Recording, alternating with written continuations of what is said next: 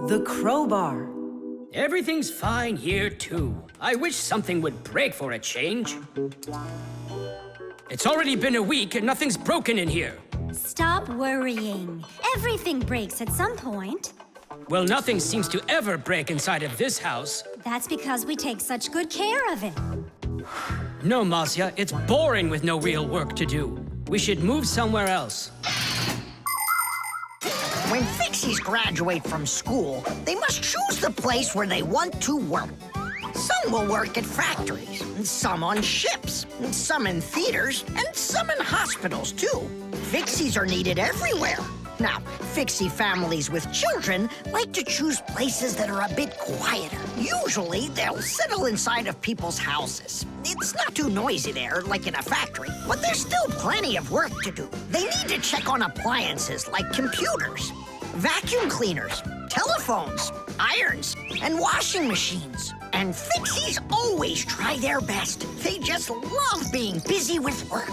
And so if there's nothing broken in the house, Fixie families will move to a new place where there's much more work to be done. Nolik, did you hear that? I don't want to move anywhere. But think about the kids, dear. They've got their school and friends here. Do you like this friend of theirs? A human kid playing with Fixie kids. You know as well as I that it's just not right. All right, then. If nothing's broken down before the end of the day, that's all. We gotta move. Oh, no, I can't.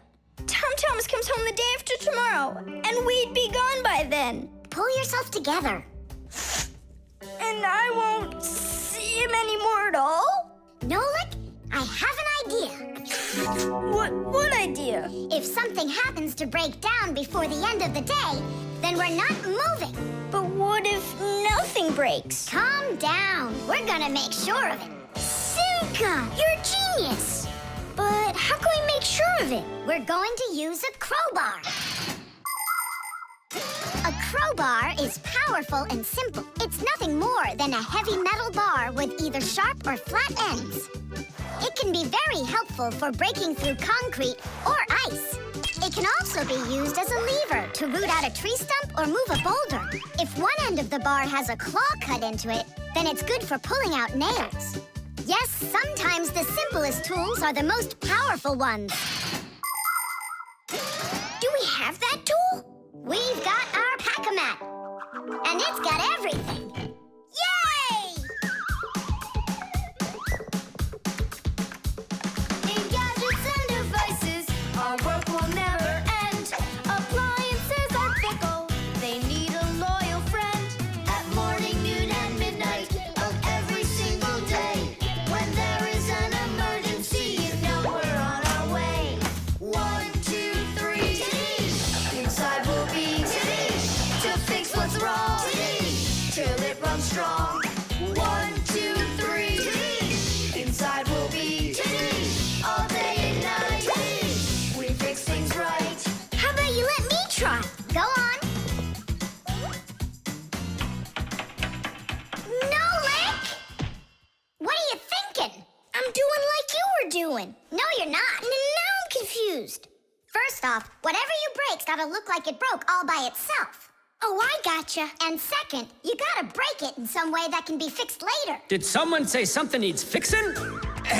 Or am I hearing things? Papus, we just found out that the television's broken down. Are you sure? Yeah, and one of the keys on the keyboard is stuck. For real? For real, and the clock's not running either. Oh ho! Masya, our life is getting back on the right track. Should we fix them? Yeah, what else? We are the Fixies. We live to keep on working, and work for us is fun. So we'll just keep on working, cause our work's never done. And deep inside of gadgets, if you look when it's dark, you might just see us race around like multicolored sparks.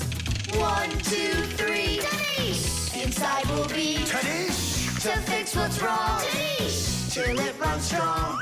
1, 2, 3, inside will be all day and night. We fix things right. Tidish! Oh, that was a lot to do. You'd almost think that somebody broke it on purpose. Well, we didn't do it. It broke by itself. Yeah, this apartment still needs a lot of work. We shouldn't move anywhere. I like it here. So do I. It's the best. See, we don't need to go anywhere. The stain.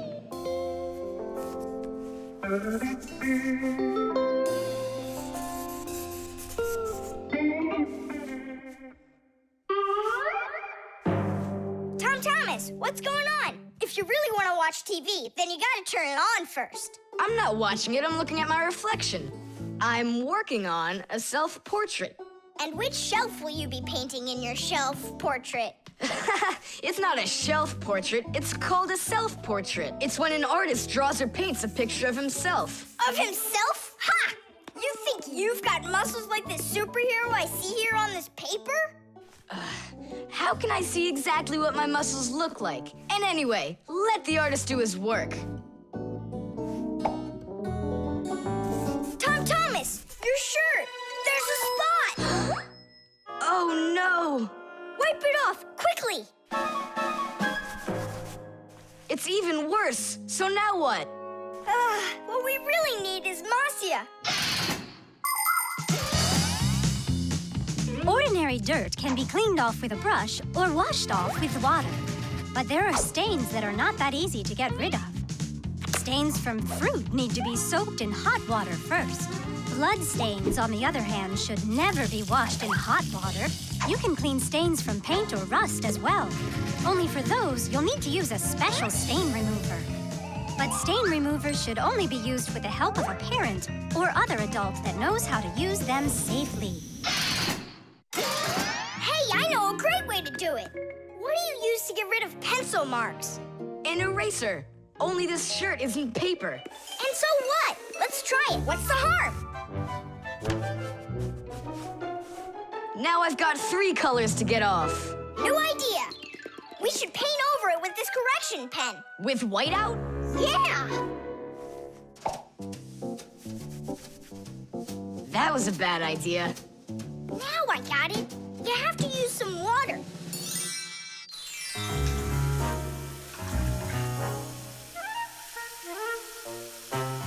The wash should be better, don't you think? No, you can't wash whites with colors.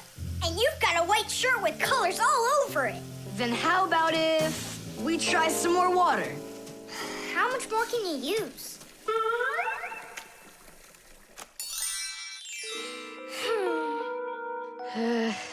Any more ideas? You know what?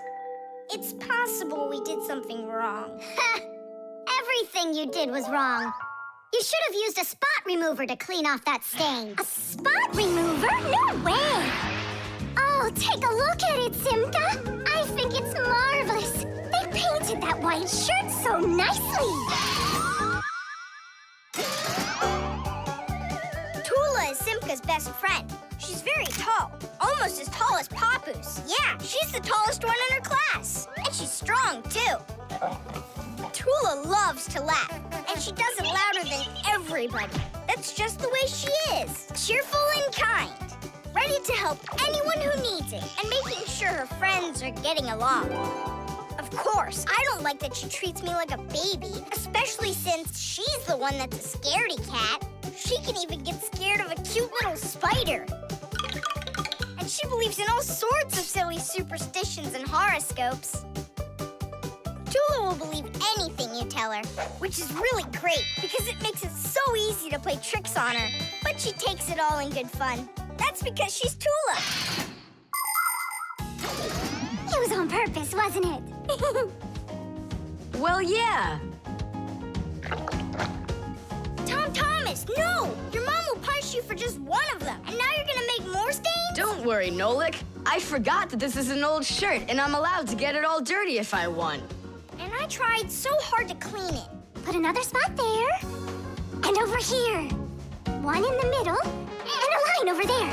Splendid. That looks great. And how about down there? Wow, it's like fireworks. Splendid. There's a name for this style of painting, and properly speaking, it's an abstract painting. They have lots of lines and spots, and everyone sees whatever they want in them. Yeah, look! A golden ball by the river! And there's Tom Thomas with an F on his report card. Tom Thomas, what did you do to your room? And your shirt? You know what they call it? It's, abstract art. There's something good in it. I like it. Abstract art. Isn't it great? Ah, my little artist. The instructions.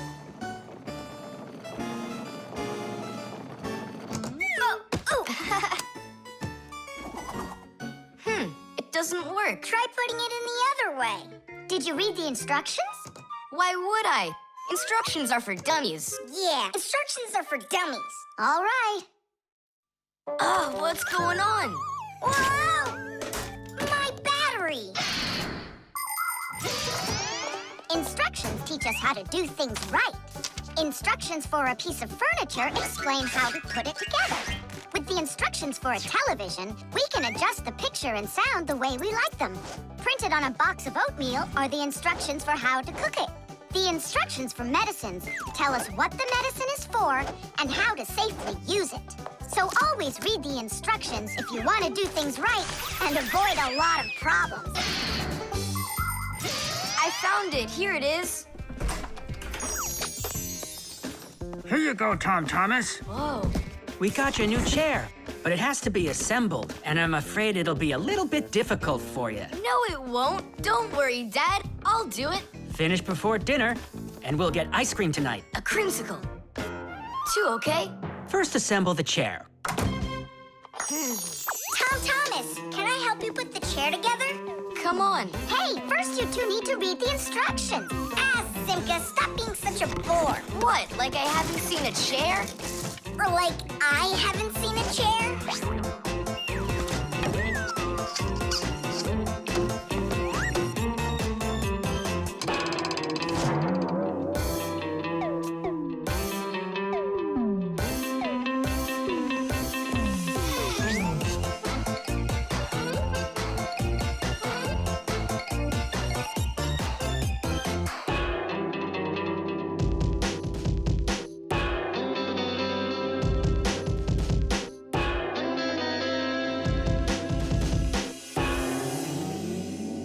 Well, Tom Thomas, you done?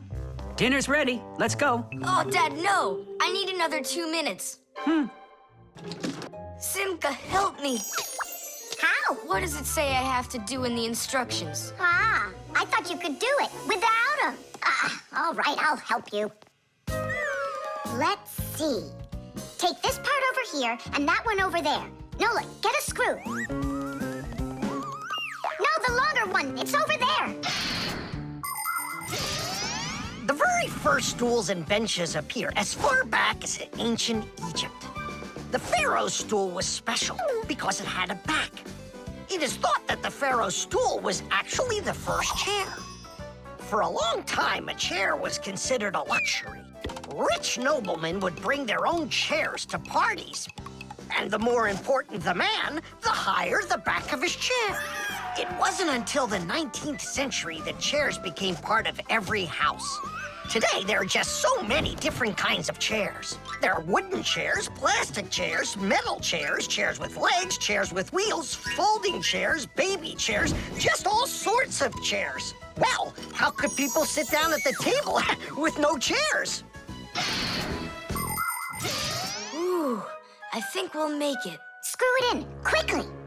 Nolik, we need one more screw. But there aren't any. There is, you gotta find it. I already looked everywhere. Tom Thomas, time's up. Nolik, you have to help. How? Just for a minute, that's all. Turn into a screw. If it's only a minute, I'll do it for you.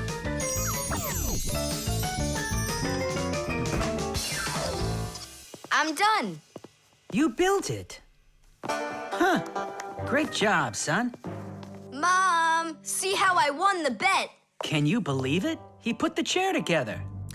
You're so brilliant. Go on, have a seat.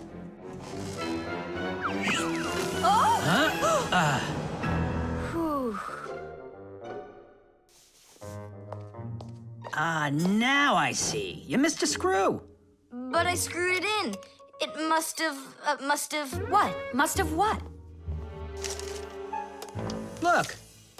Here it is. Now this screw's not going anywhere. And that ice cream you won? Well, you just lost it. Well then, Mr. Chair Builder, time for dinner? Yeah, in a sec. Where is that Nolik? He ran away. What a traitor. No, he's not. He promised you he'd become a screw for just a minute. And the minute was up. Well, where is he then? Over there. He's studying the instructions for the clock. Hey, Tom Thomas. It says that we put the wrong kind of battery into the clock. We should have used that kind. You see, Tom Thomas? If you don't want to be a dummy, instructions are for you. The vent. Tom Thomas! Tom Thomas! Okay.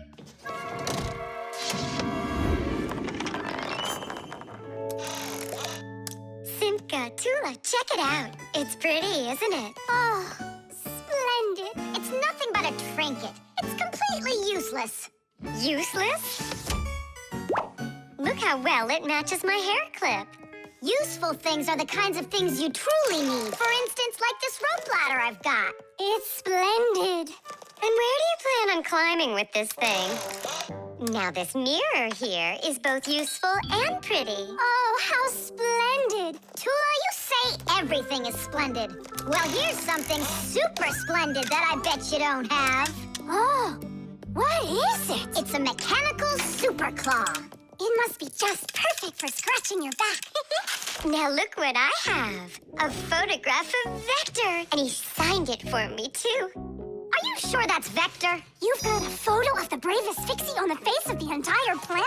Yeah, and the most beautiful. Is it him for sure? No way. Let me take a look. You'll smudge it. You've been fooled. No. Yes. Jealous? You are. My photo! Oh, no! What was that? A draft. This is completely your fault. It's not my fault. It's your fault for bragging so much. Please, girls, stop fighting. Let's go find it.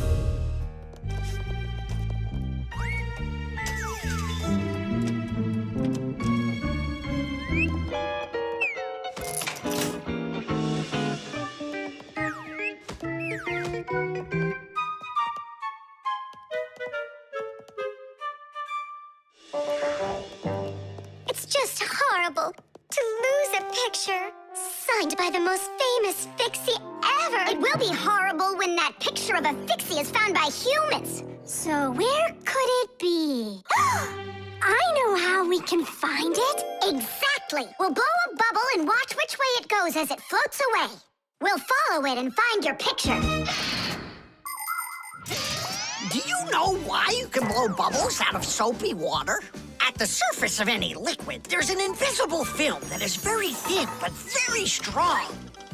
If you want to see it for yourself, fill up a glass with water all the way to the very top. Now you need to take a coin and carefully drop it into the water sideways. Then drop in another coin, and another, and another. You'll see that the water doesn't pour out, but rises up and forms a hump. That's because the water at the top sticks together.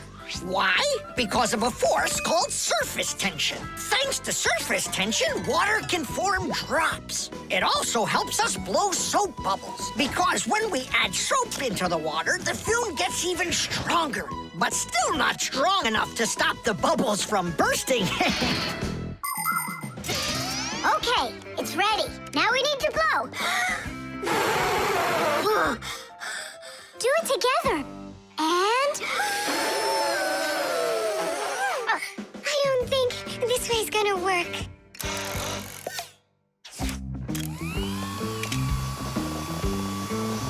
Look, it's flying! We did it! The vent! Of course! Why didn't I think of that before? Have you ever seen holes in the bathroom or kitchen that are covered with grids? Well, those are called vents. And behind the vent is a long pipe called an air duct. Unpleasant odors and musty air can be forced into the ducts and sent out of the house. And if you want that old, stale air to leave the house even faster, open a window and let in some of the fresh air from outside. Keep the air in your home as fresh as it can be. Hey, take a look! It got stuck over there! Get it before it flies away! How can we grab it? What do you mean? Don't you remember what I've got? Teesh! Thank you, Simka. What would we ever have done without your mechanical claw and your fantastic ladder? Then here you go, a present for you. Oh, thanks, it's just great. And I want to give you this. Oh, gee, it's just splendid. Simka, are you here? Huh, what you got there, Simka? A little mirror. It's pretty, don't you think? Oh, you girls. You're all the same. The Pack-A-Mat. Simka, can I have the Pack-A-Mat? I'd like to practice with it a little before the exam. Take it!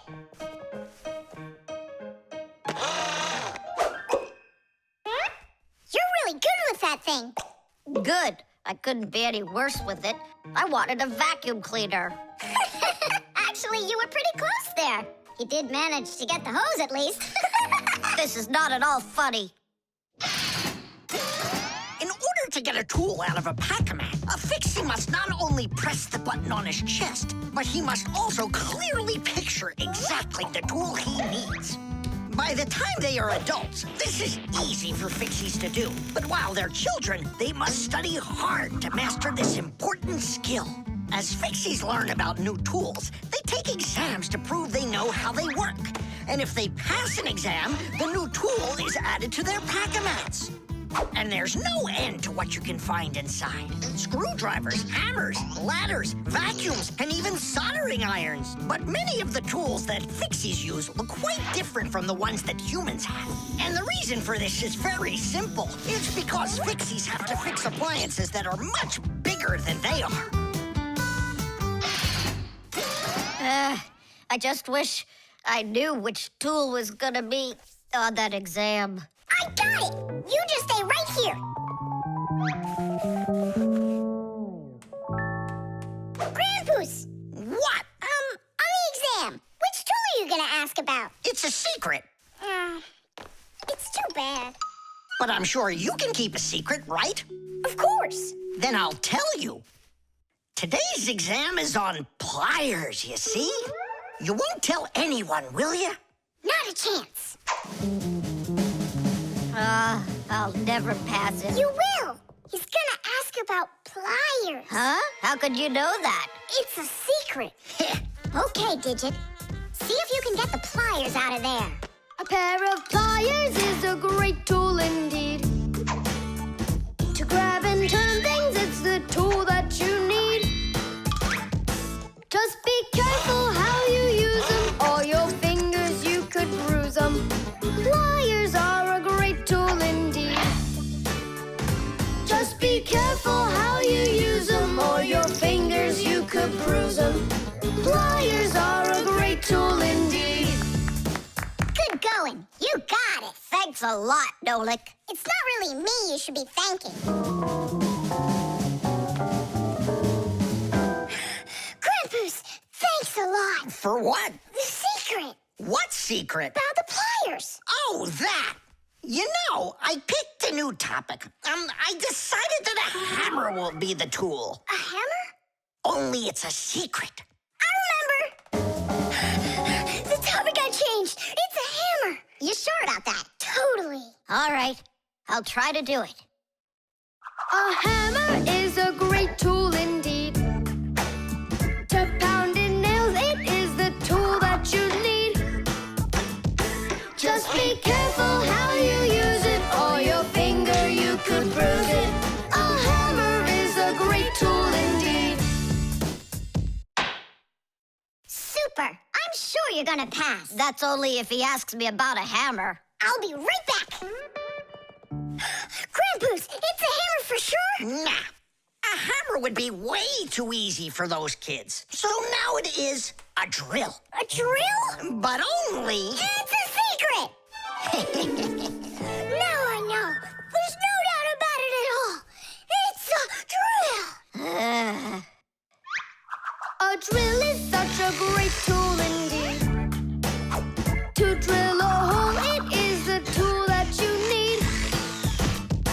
Just be careful how you use it, or your finger you could lose it.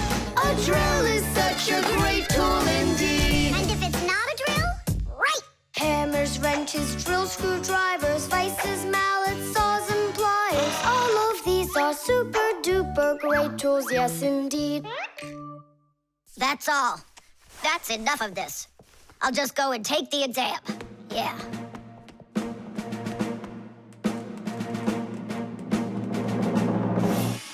Digit, come on in. Professor, well, what do you want to ask me on today's exam? Nothing, you already passed. What?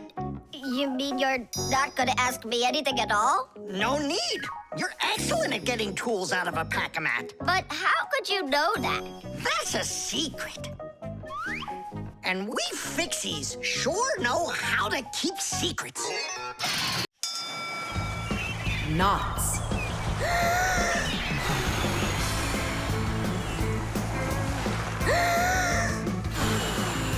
Nolik, there are pirates off the starboard side. Battery, fire! Hey, I'm not a pirate. Why'd you hit me? That's it. I'm tired of playing the wind. Where are my pirates? This looks great. Can I board your ship? And what are your skills? Tons, like protecting the ship and yelling hooray when we win. And how about good sea knots? Can you tie them? Ha! Of course I can tie them. Then tie up our treasure. And make sure it's good and tight. Pirates, prepare to attack! I got it. Whoa! That's done. Good enough. Hooray! It's good and tight. Now can you survive a storm? Without a doubt.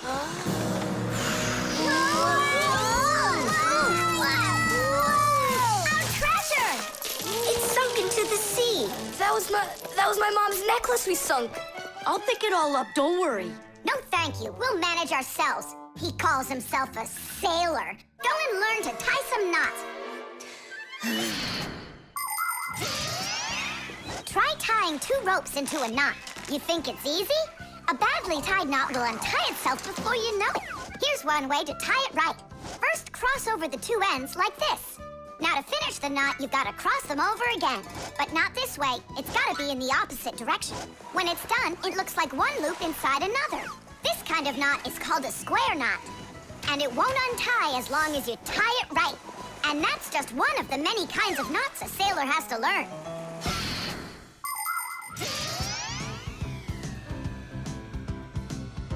Oh!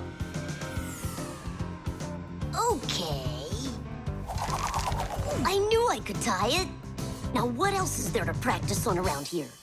I found some more of our treasure. Here's another one. That's 19, but we're supposed to have 20.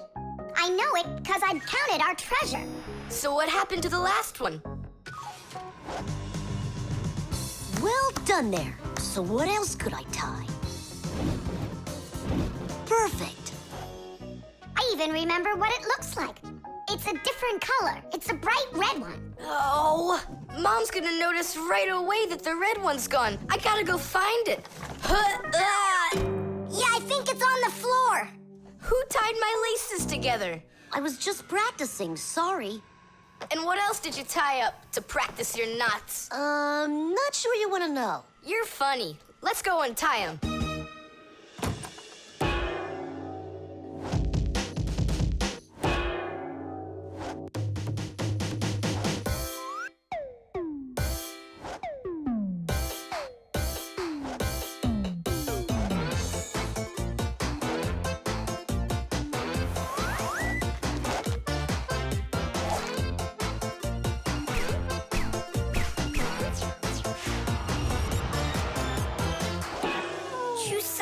Don't look at me that way. I'm scared. She's just staring at her own whiskers, Nolik. And what have you done to her whiskers? Well, I tied them with the square knot. Fire, you're just a blockhead. And why don't you tell us what else you've done? Well, okay. I tied a decoration on her tail. That's where it is. We were looking everywhere for that thing. Fire, go and fix everything you've done. Chusaka, don't run away. Don't be scared. We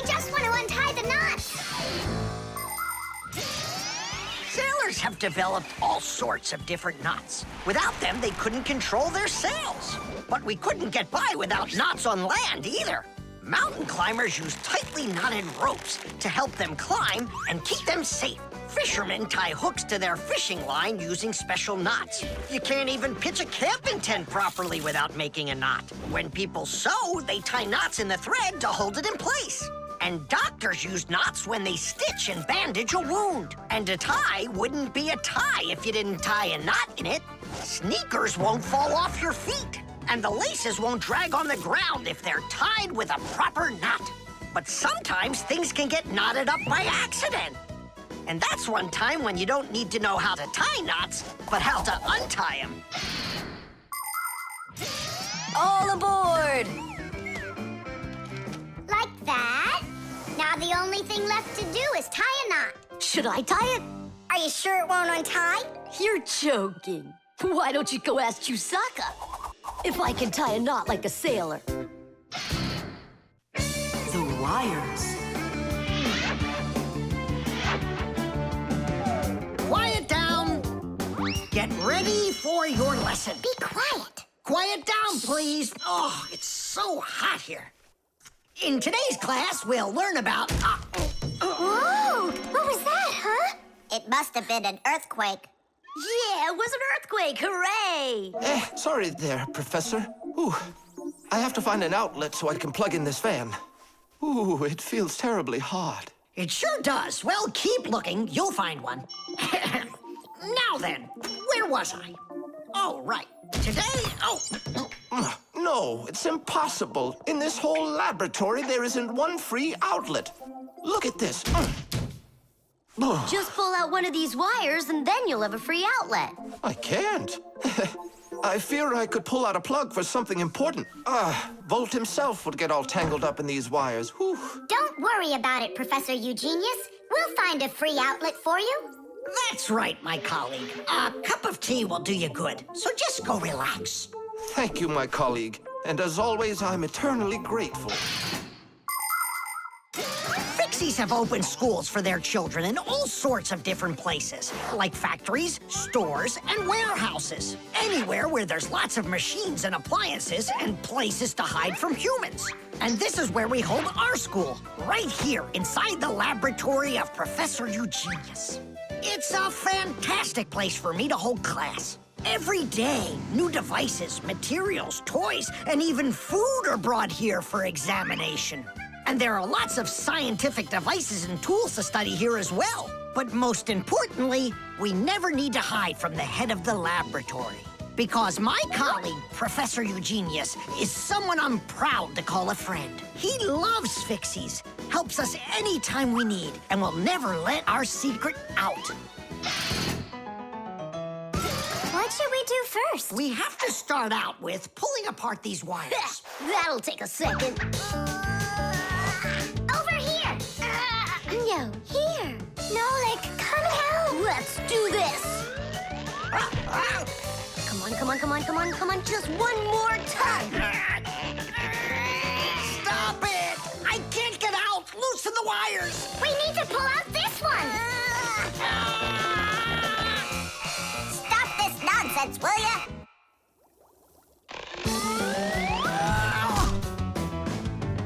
Thank you, Digit. Tidish. Well, the way I see it, in order to get the knot out that's over here, we need to expand the loop that's over there. And then push that wire through it. And then do it again from the other end. That's it. Very good, girls. Hey! Now pull it hard. Perfect.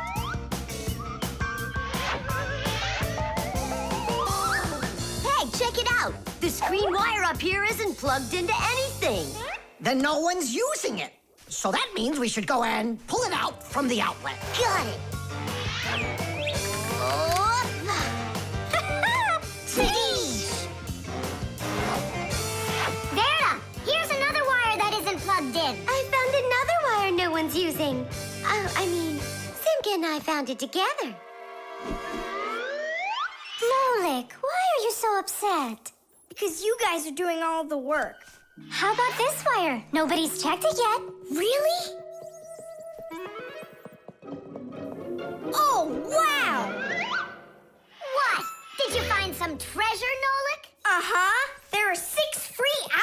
under here. Great! Now Professor Eugenius can plug in his fan, and his kettle, and even his soldering iron. To get electricity to a device that doesn't use batteries, you need to plug a pair of wires into an outlet. But it's important not to let the wires touch one another, or the electricity can burn them out. That's why wires are covered in plastic or rubber, so the electricity won't pass from one wire to the other, or to us when we touch them. So always be very careful with wires. And never, ever touch a bare wire. You could get killed by the electric shock. Oh, what would I do without my wonderful friends? Thank you. Sorry. I wanted to... I should go. Go ahead, that's a great idea. And we'll start our class. What were we talking about? All about wires. Well, it looks like our class is over. Time to go play. Nolik's cube. Whoop. Tom Thomas, you'll be late for school if you don't stop. School? Don't you worry. What's he breaking this time? This time, nothing. He's solving a Rubik's Cube, Nolik. Whose cube is it? The Rubik's Cube is the most popular puzzle game in the whole world. It was invented by Professor Rubik from Hungary. A cube has 6 sides on it. And on a Rubik's Cube, each of these sides has 9 squares that are all the same color. You start by mixing up the colors. To solve a Rubik's Cube, you have to turn the pieces, and you keep turning and turning them until each side is one solid color again. For instance, red or yellow or light blue. That's nothing. Hey, Tom Thomas, how long have you been messing around with this cube already? It's been 3 whole days of turning. 3 whole days? We could solve that puzzle in 5 minutes, now couldn't we, Simka? Oh, really? Then go right ahead. I'm off to school. Well, you ready to show Tom Thomas who's boss? Just count me out. Hey, I thought you said Rubik's Cubes are easy to solve. I never said anything like that. This problem is all yours, Mr. Bragger. All right, I'll figure it out myself.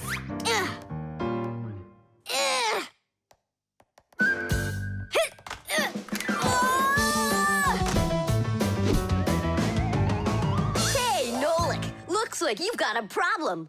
Oh, hi, Fire. No, I'm good. Just solving this Rubik's Cube. Yeah? Can I do it with you? What, you can do it? Of course I can. How hard can it be? You'll see for yourself. Try getting all the red squares on one side. Piece of cake. Now hold it tight. Great, I'm with you.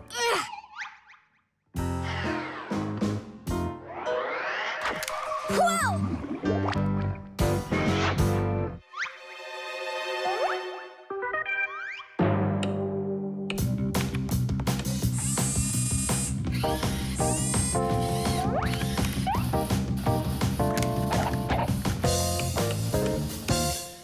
You mean like that?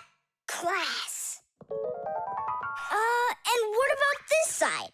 What? This side's gotta be all blue. Okay, let's go fix it.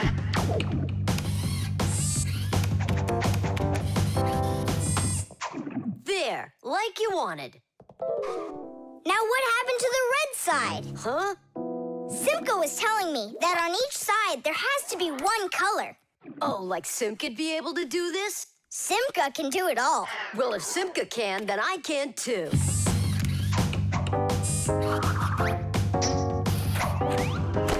Oh! Fire! You busted the cube! I didn't bust it. I took it apart. Now let's put it together. And not just any way, but the right way. Puzzles are toys, games, or problems that force you to use your mind in a clever and creative way. Take a labyrinth, for example. In a labyrinth, the challenge is to find the one way to get through a series of tangled corridors. Another fun puzzle is a jigsaw puzzle. Here, you need to put together a picture out of many little pieces. For this, you need to not only pay attention, but be patient. And there are all sorts of puzzles for the computer. One popular computer puzzle is Tetris. In Tetris, different shapes fall down the screen, and you have to think quickly to get them to line up into rows. And solving puzzles isn't only a great activity for people, it's good for Fixies, too. That's right, puzzles are like exercises for our brain. There, all done. Nolik, you better hurry, because Tom Thomas is on his way home. Hi there, Simka. Just take a look at this. We did it. I can't believe it. How? Oh, it was a piece of cake. Simka, Nolik, I'm back. Well, I'm out of here. Ciao! Woohoo! Wow, you really solved it. It was Nolik. Nolik, you are cool. So how? You see, first you break it apart into all of the pieces, and then you put it all back together. No. That's cheating. You gotta turn the cube, not take it apart. Now I'll solve this cube, honestly. I don't think you can. Why, so sure? I glued it together, How come? so you'll stop straining your brain with it. Now the cube will always be the right way. But if it doesn't turn, it's not a Rubik's Cube. Well, yeah. Now it's a Nolik's cube, right? The kaleidoscope.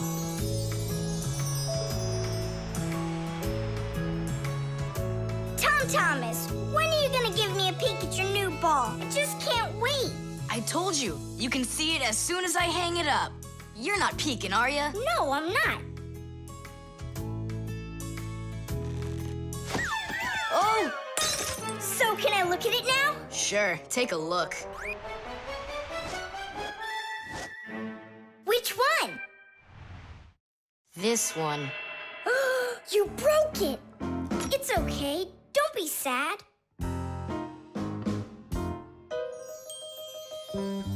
I know what to do.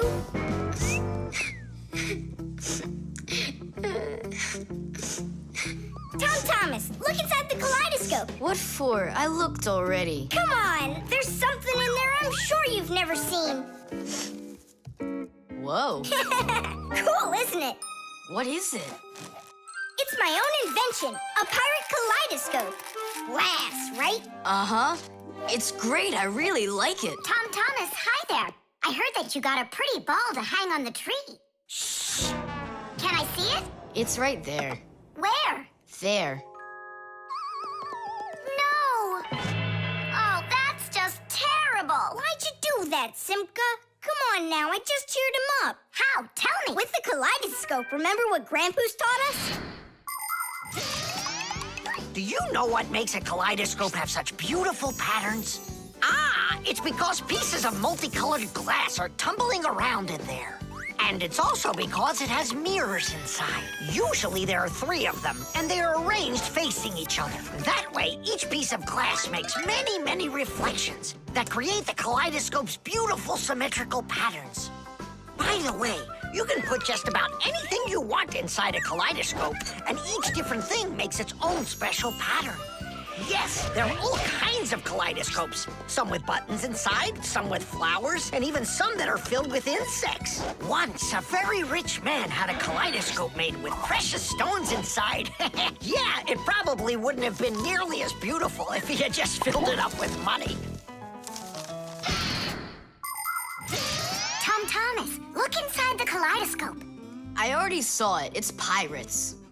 Nah, it's not about pirates. We changed it. Go on, look and see. Wow.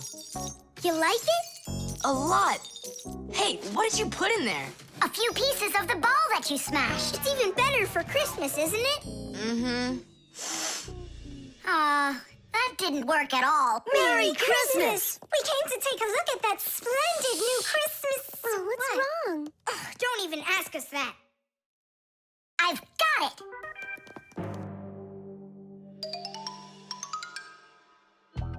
Tom Thomas! What? Look inside the kaleidoscope! Again? I don't want to. And I'm telling you, you've got to. Fine. Cool, yeah. Merry Christmas! Thanks so much. Now don't you feel good again? Yeah, it's really something. I And you're the first human in the world that's ever seen it. How about that? Turn it! It's great, isn't it? Wondrous designs that tickle the eye in the kaleidoscope.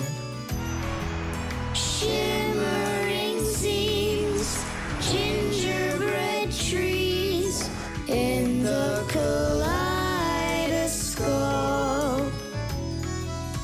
Magical flowers just blooming with light, petals that glisten and gleam. Kaleidoscope, kaleidoscope, a crack to the world of dreams. Kaleidoscope, kaleidoscope, a crack to the world of dreams.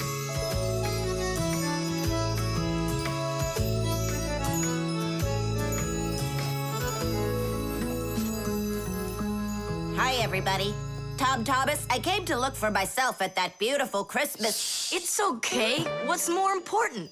Having such awesome friends? Or some ball hanging from a tree? Chess. How about that? Then I'll play my pawn. And I'll play my pawn. Grandpa's, we need our spool, and it's missing. Oh, congratulations. Professor, have you seen it anywhere? The spool? I haven't seen it. We're playing chess, can't you see? Do you like board games? Like dominoes, for instance. Just about everybody has played it. But do you know where it came from? Dominoes was invented by the ancient Chinese. They made tiles and decorated them with dots like on a pair of dice. And this is a game that looks a lot like checkers, but it's a lot more challenging. It's called backgammon. Backgammon originated in Persia, and from there it spread all over the world. But the most challenging game of them all is the game of chess. Chess was invented in India, and today the game of chess is loved in every country. It's played by adults, by children, and even by computers. Chess is a real sport.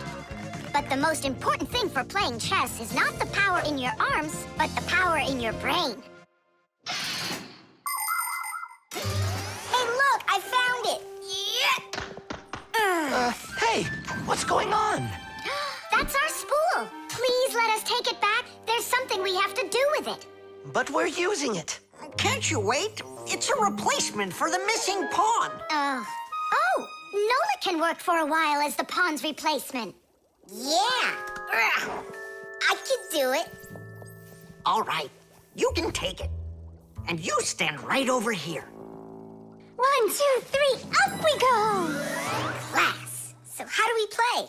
You're going to play for the whites. And now I'm going to capture your knight.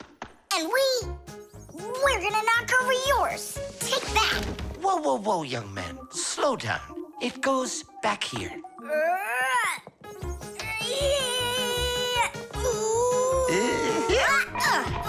Nolik, get back to your square. What for? Pawns don't move like that. Then how do they move? Only one square per move and only forward. Of all of the pieces, the little pawn is the weakest. What a mess. So which one's strongest, huh? This, it's the queen. She's the most dangerous threat to the other king. Aw, how come I couldn't be queen? Then that black king would have to deal with me. Oh, yes. In chess, each player has a black or white army with 8 pawns, 2 knights, 2 bishops, 2 castles, and a queen. All of them work together for their king, trying to protect him while attacking the enemy's king. If the king finds himself in a position where he can be captured, the attacking player says check. And if the king finds himself with nowhere to run from the attack, it's called checkmate. Whoever checkmates the other player's king first is the winner. I'll move my queen. Yeah. And me, my queen. Then I'll just capture your queen. Really? then I'll just capture yours. Grandpus, should I go now? Not yet. So, do you feel like surrendering? Ha! You're kidding, do you? Nolik, forward! Hooray! We'll step aside. Forward! Aha! Next I'll go and capture the knight. He got away. All right, Pawn, and once more, go forward. Grandpus, where do I go now? Don't you see the edge? Don't go anywhere. Now you're the queen. What? The rules of chess say that if a pawn makes it all the way to the other side, he can become anything that was captured earlier. Hooray! Then I'll be the queen, and I'll be the strongest piece in the whole game. Hey, queen, get back here. In case you don't know, this isn't over yet. We capture the pawn with the queen. Queen, this is your new place. Check. Check. Huh, yeah? Now come to here. Checkmate, my colleague. Of course it is. It is, mate. Yeah, I lost. Hooray! Tadish, tadish, tadish! Professor, we found the missing pawn for you. So that means Nolik can leave with us. I'm not going anywhere with you. Chess is the greatest game you'll ever play in your life. Oh, you should have seen how I put Professor Eugenius into checkmate. Really? Well, Grandpus helped me a little. Actually, it was Grandpus telling me where to move. But I'm the queen now. The chain reaction. Thomas, what you doing? Nolik, leave me alone. No, really. What is that? Quit distracting me, will you? Nolik, look at what you've done. I? It's all because you wouldn't quit it. Wouldn't quit what? I was struggling with that thing for half an hour and you ruined it. Ugh.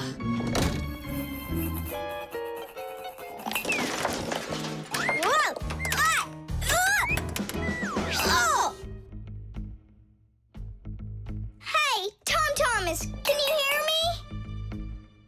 Thomas, let me out!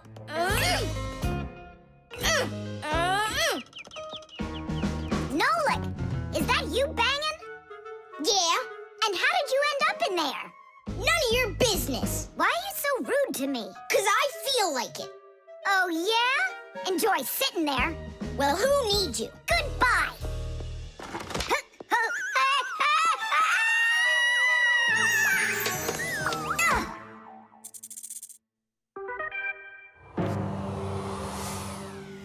Oh, Simka, what happened to you? Did you bang yourself? And so what? Does it hurt? Leave me alone, Tula. You always have to be fussing over everybody. Come on, why are you so angry, huh? Nolik was rude to me. That means you have to be rude to me? Forgive me, Tula. And where's Nolik right now? There. Let's go see him. Nolik, it's Tula. Are you all right? I'm fine. Why were you so rude with your sister?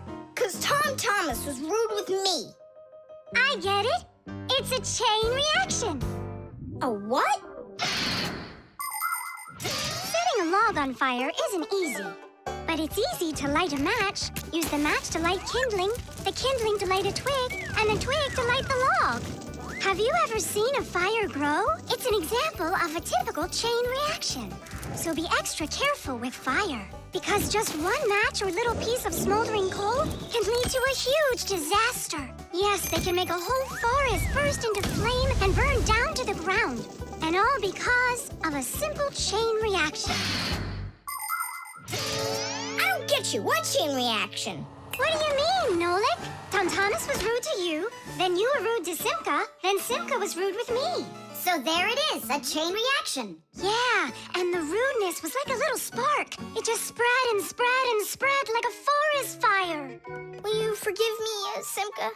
Yeah, all right. I've got an idea. Why don't we try starting our very own chain reaction the other way around? What do you mean? Well, instead of spreading angry and rude feelings, we could spread happiness. But how? It's simple.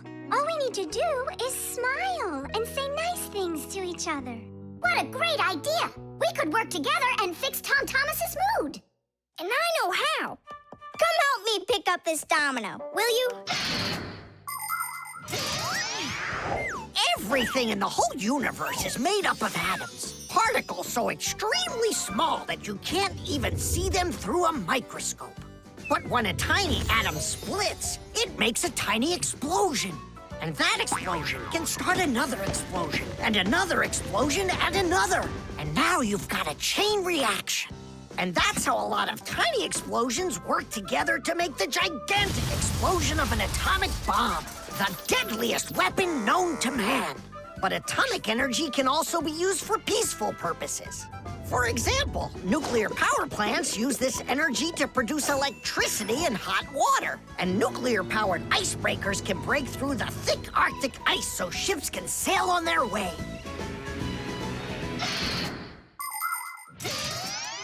There, all done. Nolik, bring him in. And now we're gonna teach Tom Thomas how a chain reaction can work to make you feel really good. He's coming. On your marks, now. What's going on? No, really? Tom Thomas, watch this.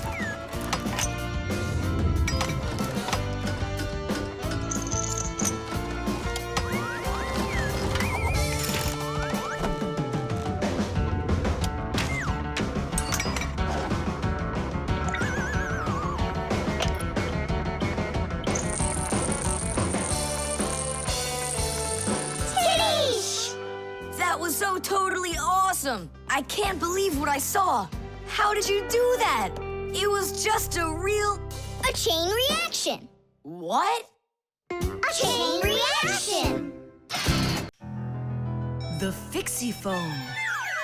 Tom Thomas. Huh? Try to guess what we have with us. You guess what I have. A banana. A race car. No, not that. Chocolate. A pair of socks. Ha! Do you give up? My dad bought a new phone for himself and gave me his old one. He said I can keep it. Oh, wow! And what have you got? Look! Ah, you got a telephone too. It's better than that. This is a Fixie phone. Papus got himself a new Fixie phone, and he gave this old one to Simka. And can you make calls on it? Take a guess. Come on, let me show him.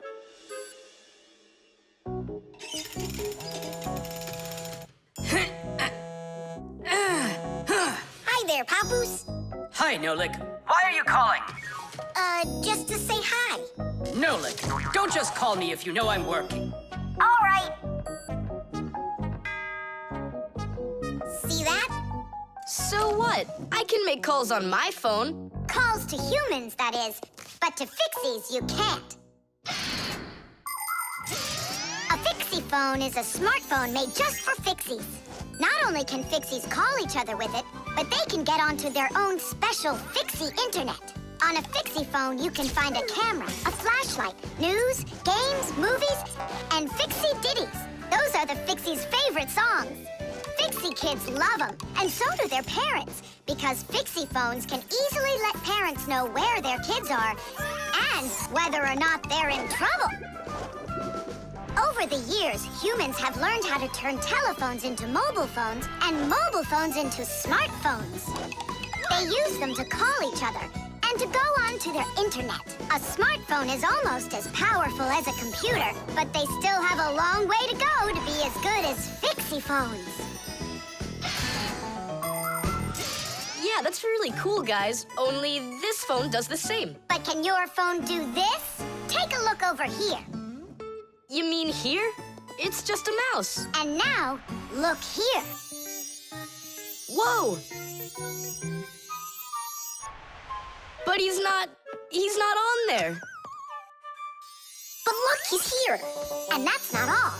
Watch. A mouse helps the user navigate around the computer. And when we move it...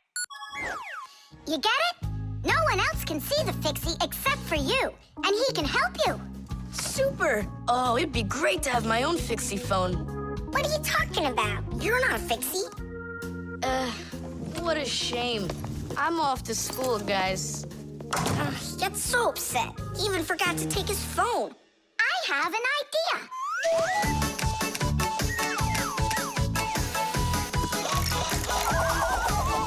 My smartphone's my best friend. I love to hear it beeping, so I keep it by my side even when I'm sleeping. Bing bong all day long, bing bong all day long, bing bong all day long, even when I'm sleeping. With my phone I play alone. I don't need my brother. Soon they'll make a brand new app to replace my mother. Bing bong all day long, bing bong all day long, bing bong all day long, to replace my mother. Check my mail, send it text 1,000,000 times an hour. I forgot to plug it in, now I'm out of power. Bing bong all day long, bing bong all day long, bing bong all day long, now I'm out of power. Bing bong all day long, bing bong all day long, bing bong all day long, now I'm out of power. We finished. Tish!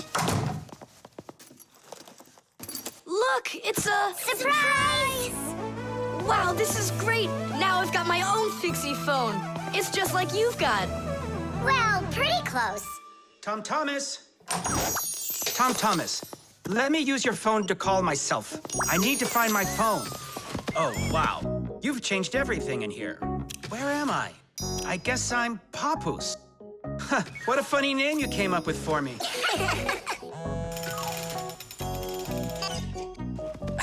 Nolik, just stop. I don't have time for your fooling around. What? Who is that?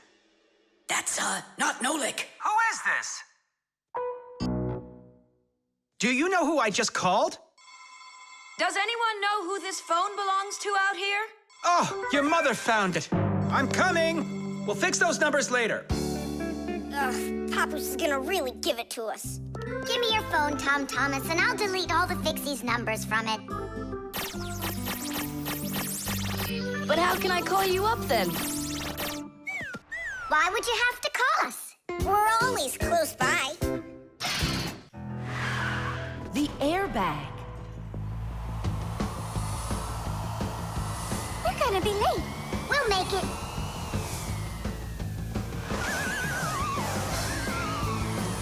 Whoa! Oh, wow. Hey, slow down there. I'm a super duper racer.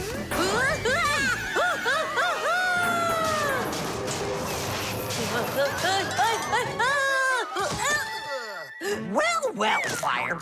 Again risking your life. And super racers like me can always count on luck. You know, Fire, counting on good luck is stupid. It would be better if you would keep your mind on safety. Actually, today, Professor Eugenius has something really special to show us. He's going to be testing an airbag. What's that? Ditch it. Explain it.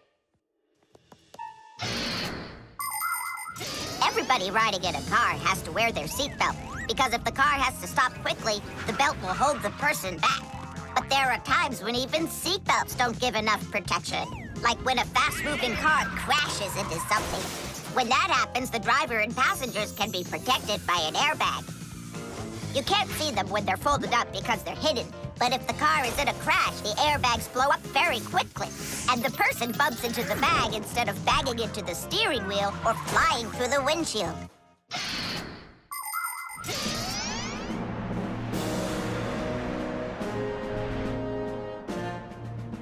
Here I come. And once again, when something dangerous must be tested, Professor Eugenius tests it on himself. But Grandpus, aren't you scared that it won't blow up with air? Don't worry about the air. A 3 and a 2 and a 1.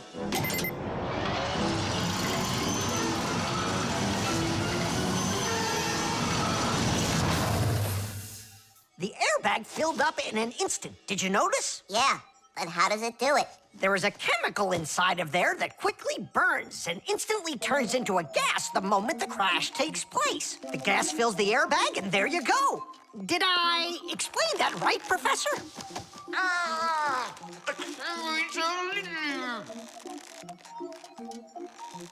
We've got to get him out. Stop! We'd better call for help.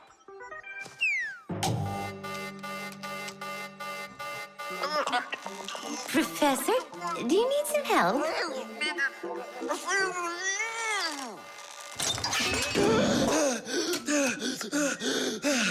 Thank you, Elisa. Sorry to take you from your work. You're free to go. Professor, how did you manage to press the button from way over there? I managed to hit it on the fly. You are just astounding. To keep small children safe while they're riding in a car, they must be buckled up with a seatbelt inside of a special booster chair. But kids also need to be careful when they're riding a bicycle, skateboarding, roller skating, riding a scooter. First of all, it's best to keep off of roads where there's too much traffic. Second, put your protective gear on. For your arms and legs, wear elbow pads, gloves, and knee pads. For your head, wear a helmet. That way, if you fall down, you won't get badly hurt. And third, make sure that people can see you. If you're out riding in the evening, your clothes and bike must have safety reflectors on them. They let drivers see where you are by reflecting the light from their headlights back at them. Remember, better safe than sorry. Here we go. Well, I hope this time I've got it. Should we call his assistant right now, just in case? Let's just wait and see. Ready, set, go! Grampus, he needs to be rescued. No need. I made a change to it.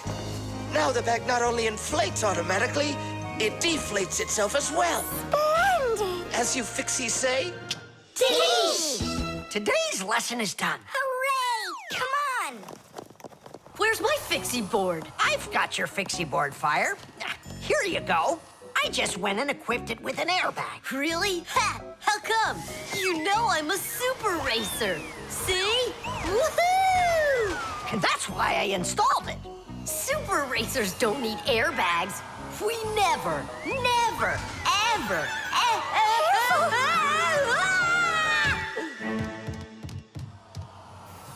Oh, wow! Is that airbag cool or what? It's a very original design you used there. That design is my own, and Fire ran the test. Professor, will you make an airbag for each one of us? You all will get them real soon. But even so, Caution and care make accidents rare. The chick. Ah, Professor Eugenius is making breakfast. Only the eggs will never get cooked at this temperature. what are you doing? You can't heat up these eggs to temperatures that are this hot. Why can't you? The chicks, you'll kill them. What chicks? Where? This appliance, do you even know what it is? I thought it was an egg cooker. You thought it was an egg cooker? Listen up. I do not want to see you around this thing. Not anywhere close. Got it? I won't get close to it. But Grampus, we don't even know what this is for. It's called an incubator. To help her chicks hatch, a mother hen sits on her eggs for a long time, keeping them warm with the heat of her body. An incubator is a device for hatching chicks that is used in place of the mother hen. It's always nice and warm inside, just like under a chicken's wing, but not too hot.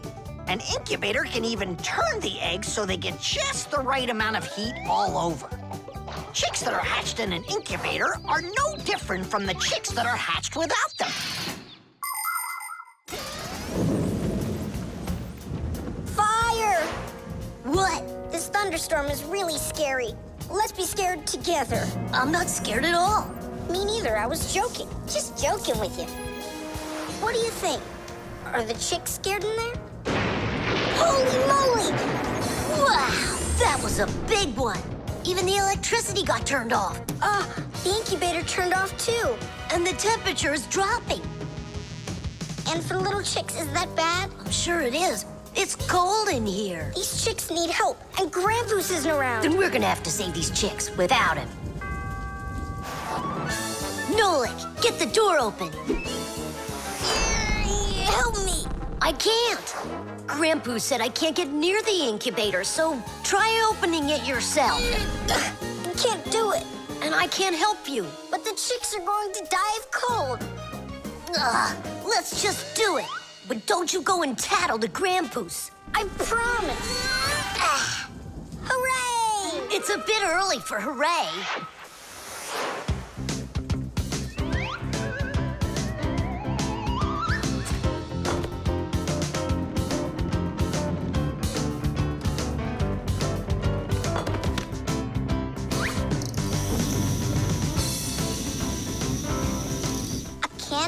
Yeah, we'll warm up the chicks with the fire. Class.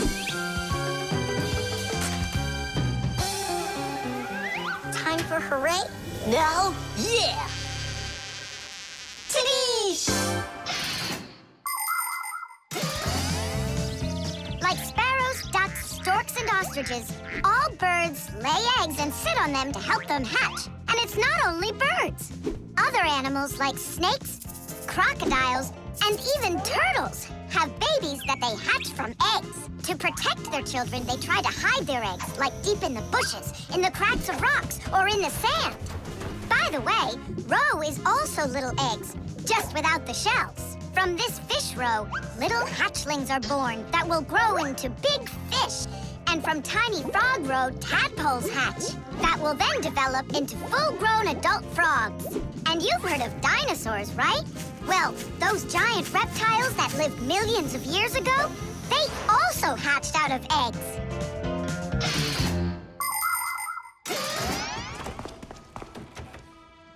What happened to the electricity in here? It's a blackout from the thunderstorm, I guess. This is just awful. My incubator! Someone lit a candle, and the temperature is normal.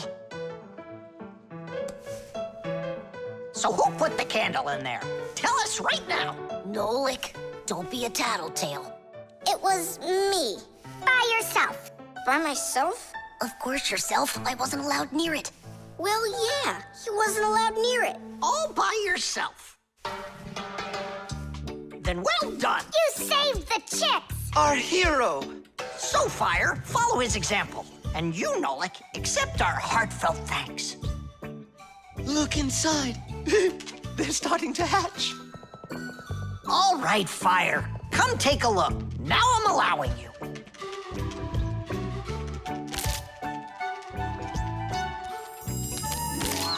Look, a little chick. It's so cute. And so yellow. Look at him. What a little sweetie. Fire. What? Well, I really know who saved him.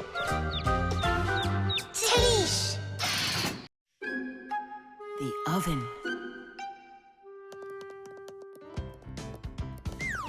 Now here he is, our death-defying acrobat. Nolik, don't! I'm not Nolik, I'm an acrobat. You're going to fall. I'm not going to. I see. Every single time with him, it's the same old story. He gets himself into trouble, and I've got to get him out of it. No, I'm falling. Whoa! Hold on! I'm just joking. Nolik, you're a knucklehead. Simka, Tula, we're down here. Look who's in trouble this time, huh? This isn't funny at all. Need some help? We can manage this ourselves. Right, Tula? Well, all right then. See you later.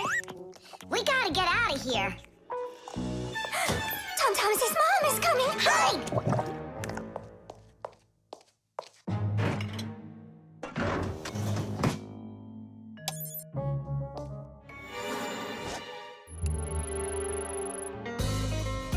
Hi, Tom Thomas. Hi, Nolik. Are you up for a ride? Because this train's leaving the station.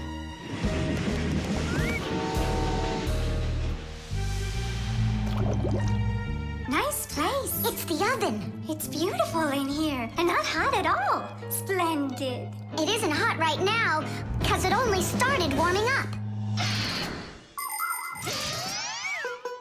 An oven is a cabinet with a heater. It can get so hot inside that it'll roast whatever's in there. As a matter of fact, that's what ovens are for. People roast meat inside of them and bake things too. Some ovens burn gas for heat and others use electricity. They have special electric coils that get red hot and heat everything that's inside the oven. So be careful around ovens. A hot oven can burn you very badly.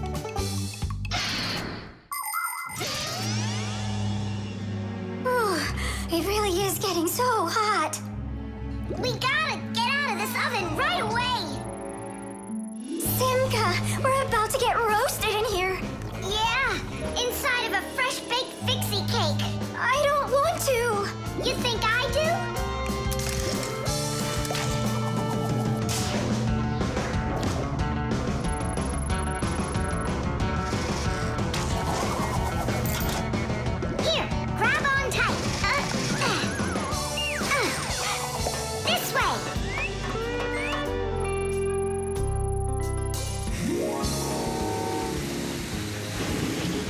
careful, you'll fall off. You're just like Simka. She told me the same thing, and then she was the one who fell. Right into the batter. Together with Tula. What? They both fell in the dough? Oh, yeah. And they're probably still stuck in there, too. Tom Thomas, the cake's fresh out of the oven. Do you want to try some? Where could they be, huh? I don't know. Maybe they're inside the cake. They could have turned into screws. We gotta find them.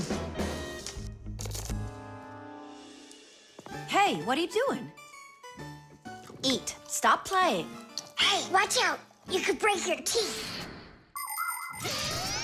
The first ovens in ancient homes were nothing more than simple fire pits where people cooked on hot coals. Later on, the stove was invented.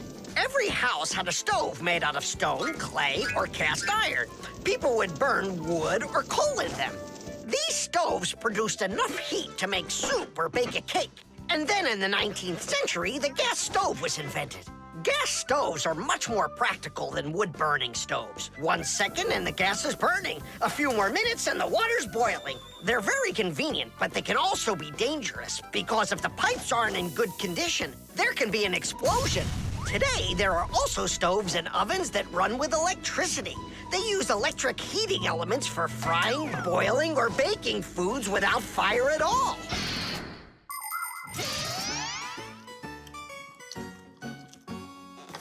Tom Thomas, I think you'll explode. But it's so incredibly good. I just can't stop eating it. Keep chewing, Tom Thomas.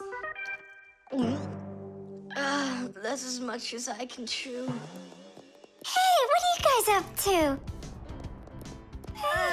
Up to? We're trying to save you. You're not in the cake? Then how come I was eating all of this? I hate cake. Maybe it's because that's what good friends do. Yeah, he's a good friend who's got a really good appetite. The Draftsman. Pew! Huh? What? Hi there, Tom Thomas. What are you drawing?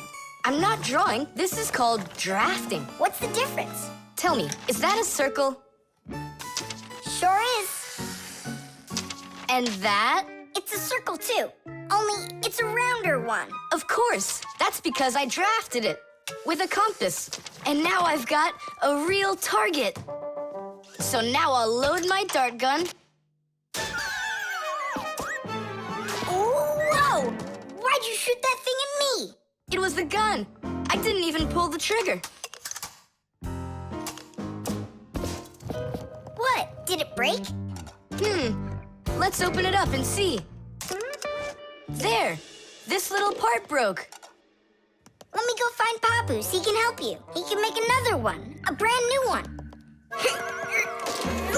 Wait, I can draft a technical drawing. Will Papus understand how to read one of those? Are you kidding? Papus is an expert at everything.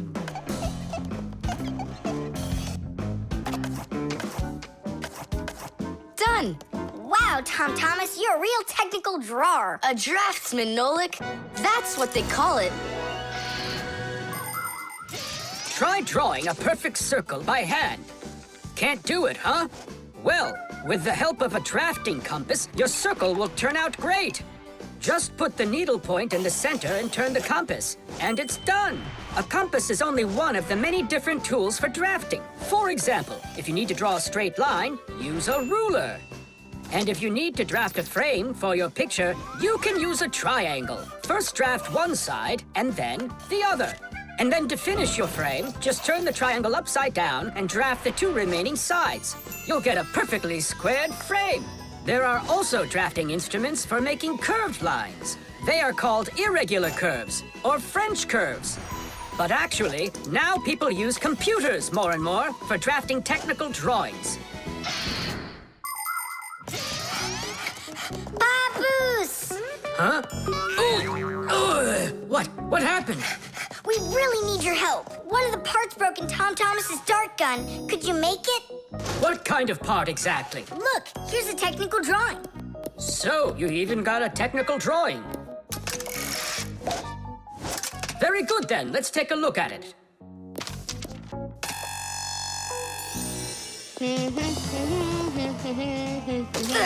Here you go. Super! Let's see. It's not gonna work. You see, it sticks out here on the side. I need to draft another technical drawing. Papus! Huh? Nolik, you scared me again. Forgive me, but the part has to stick out over on this side. And you're sure that's all? That's all, for real.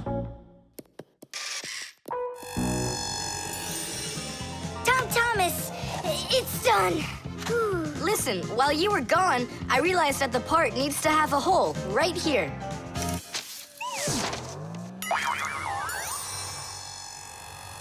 Papus? Again? Sorry about this, but there's a hole in this thing, too. A technical drawing is a special kind of drawing. It has to precisely describe the thing that needs to be made. To do that, the drawing must be very accurately drafted and include all of the measurements. And that's not all.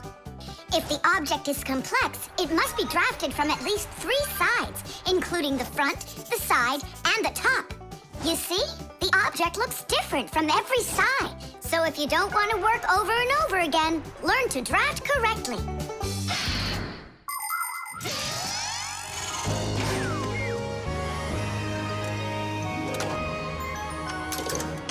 Kaboom. It works. Bullseye! And all thanks to our technical drawings. Yeah, after 3 tries, right? Some draftsman you are. Now I can draft all sorts of technical drawings. Even one of you if you'd like. No, don't bother. Hey, Great. that tickles. Now do me a favor and turn. Hey, what are you doing there? Just stop. What's going on? Now I think I got it.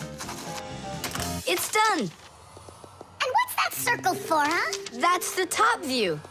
You know what, Simka? That's what you really look like from up here. Nolik, take this over to Papus. He can use it to make another Simka. No thanks, Thomas. For me, 1 Simka's enough. The team. The first period is almost over. Thomas's team is leading 2-0. There's no getting around the difference in class. Simka, pass to me!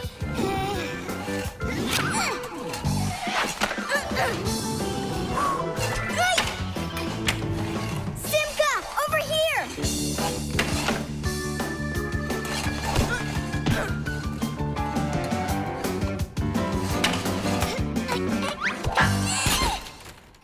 Goal!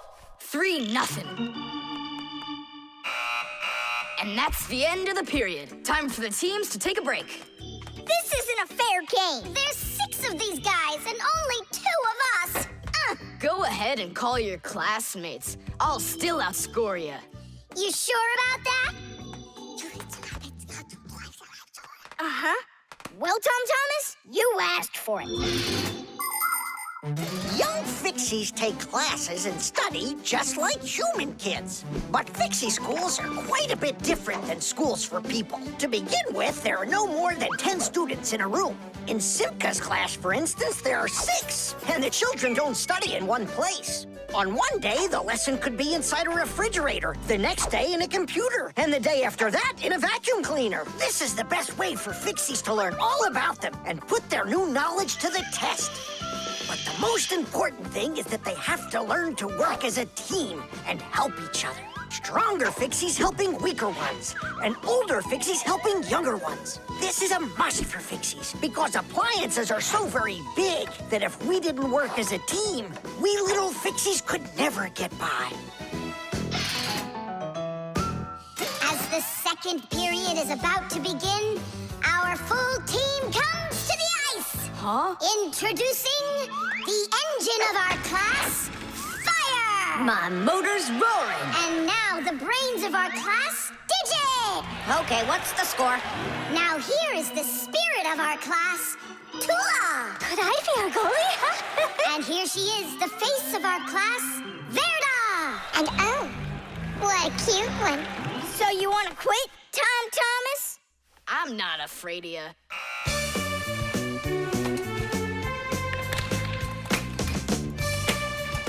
Nolik, pass! Shoo! I'm calculating the angle to use. Whoa! Oops! Pass it quick! Quit sleeping! If you're gonna scream at me, I'm not going to play at all.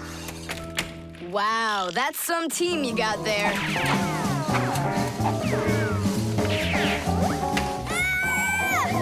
6-0. It's a blowout. Now the intermission before the final period. We're missing something here. I can tell you what. You mean confidence? Calculations? Elegance? I know speed. What's missing here's teamwork. Simka, you're right. It's one for all and all for one. Then here's what we're gonna do. We got it!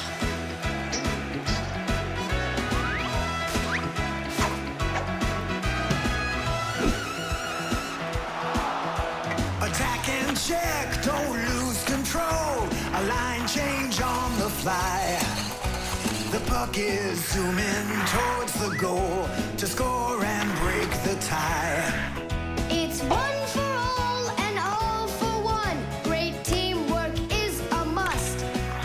Let's go and show 'em how it's done. This game was made for us. Hockey's our game. Hockey, hockey's our game. Hockey, hockey's our game. Hockey, hockey's our game. Hockey's our game. Hockey, hockey's our game. Hockey, hockey's our game. Hockey, hockey's our game. Hockey's our game. Hockey, hockey's our game. Tell me again, what's the name of our game? Hockey. I can't hear you. Hockey. Oh, hockey's our game. Hockey. Hockey's our game. Hockey. Hockey's our game. Hockey. Hockey's our game. Hockey. I love that hockey. Hooray! We won, Tom Thomas. What do you say now?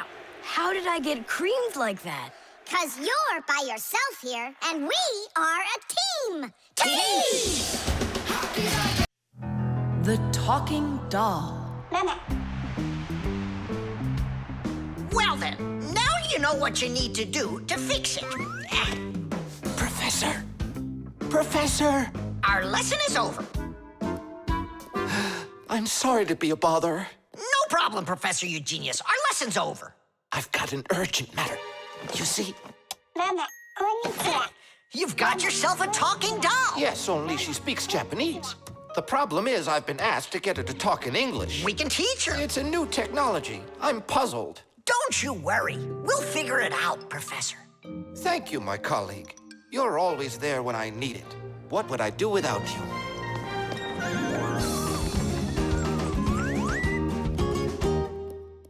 Professor, can you tell us how toys talk? Not now, children. We'll learn about the doll tomorrow. Now it's time to go home.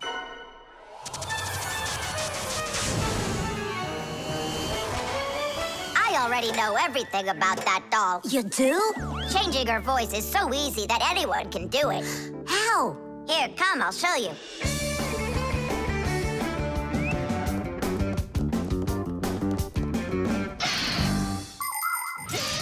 Early talking dolls used to work with a noisemaker inside. When the doll was turned over, air inside the noisemaker got pushed through a squeaker at the end of it, making a noise that sounded like the word mama. Mama. Funny. Today, the noises are recorded onto an electronic chip that's part of a little player inside of the doll. Just press a button, and the sounds start playing. So now dolls can say much more than just mommy or daddy. They can say anything at all.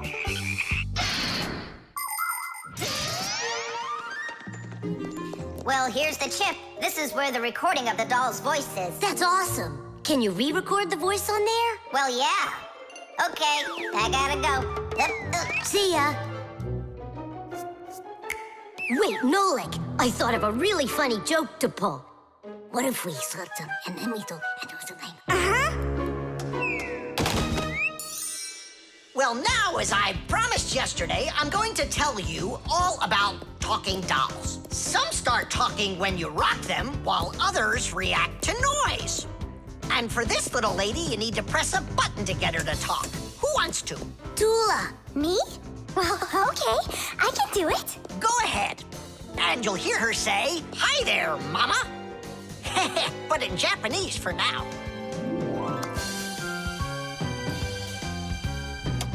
Tula. Is that Japanese for hi there? Tula! Why are you hiding a picture of Digit in your packer mat? How could she ever know that?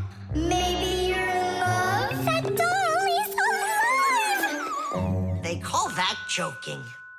I just thought of a better joke that we can play. Yeah. What? Tula, don't cry.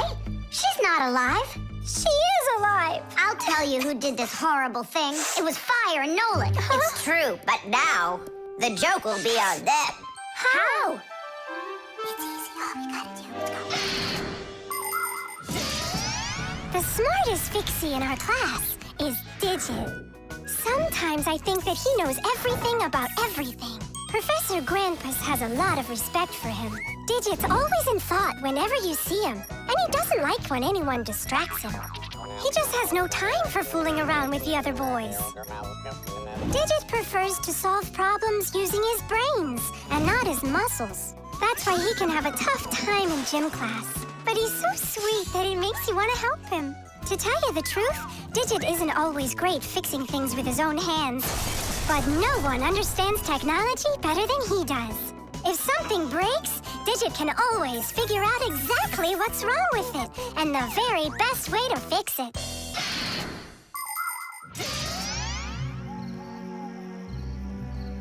We're gonna make it even funnier this time. You came back? What? You troublemakers. Now I'll show you what happens to bad boys who hurt girls' feelings. Oh, you got scared.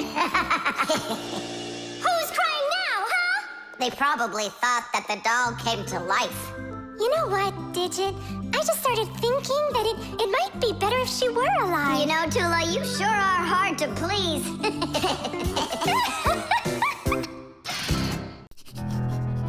The dog. It's about me. Fixies? It's Chusaka. It sounds like she's angry with us. I wish I knew what that mad dog was thinking about. I'm thinking about you. You better hide or people will see you. I'm leaving. See you later. It's going to rain. Chusaka, I have no time to play right now. I'm not playing. His feet are gonna get soaked. Tom Thomas, I'm off. Don't be late. Chusaka, that's enough. No, I need to go to school. He's got his math class today and he's leaving his math book. I'm trying to serve like a good dog, but no one understands me. Dogs have been serving people since ancient times, along with cows, horses, chickens, and other domestic animals. But of all of these animals, the dog was the very first. In the beginning, domesticated dogs looked like wolves. Over time, they started changing and were developed into dogs of many different breeds, from big shepherds to tiny chihuahuas. So a dog is not only a human's best friend, but his very first friend as well. What is that smell?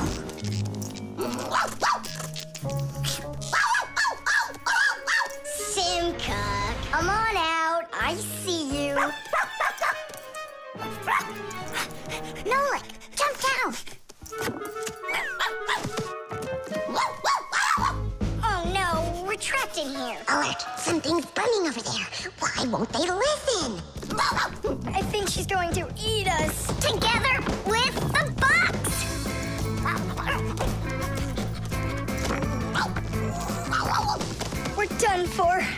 Oh, come on, look!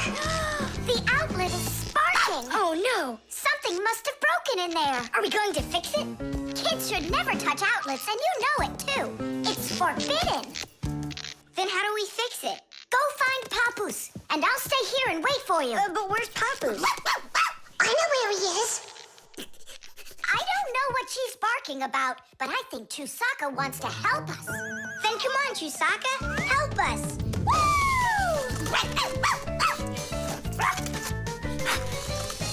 He's in there. Papus! Papus! Nolik, is that you? Ah! There's an outlet sparking over there, and it smells like it's burning. Are you sure? Yeah, Chusaka found it. Really? Great job! There are many kinds of service dogs. Dogs that help people by carrying out a wide variety of different jobs, like protecting a house or a flock of sheep if the dogs are shepherds. Some working dogs help guards protect their borders, while others work for the police. There are sled dogs that transport people and loads in the north, where there's only snow and no roads. Some service dogs help blind people by helping them get to the places they need to go. And there are dogs that save people trapped on mountains. And that's not all. Dogs went up into space before humans. But don't think that dogs are just given these jobs. Oh no! Like humans, dogs study for a long time before they're allowed to take on serious work.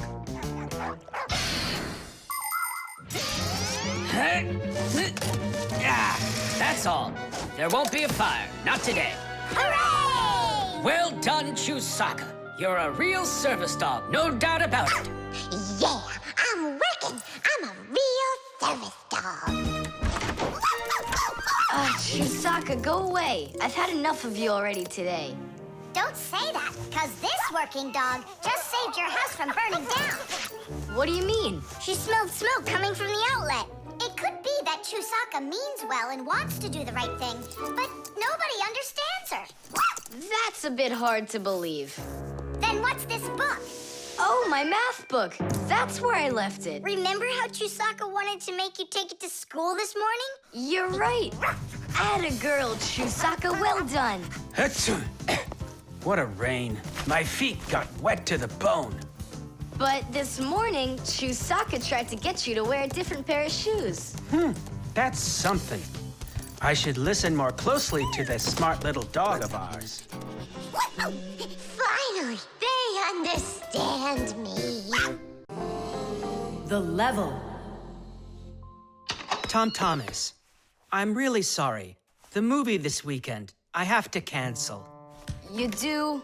I need to go to Africa for work. I leave tomorrow. Oh, cool. You think I could go with you? To Africa? Can you even find it on the map? Africa. Here we go. No, you're still too little. When you grow as tall as the top of Africa, then I'll take you with me.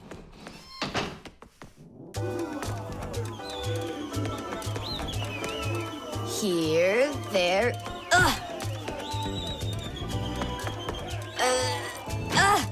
Tom Thomas, what you doing down there? I want to know if I'm as tall as the top of Africa or not. Well, do you know your height? Okay, then let's measure you and mark how tall you are. You just need to hold the book, all right?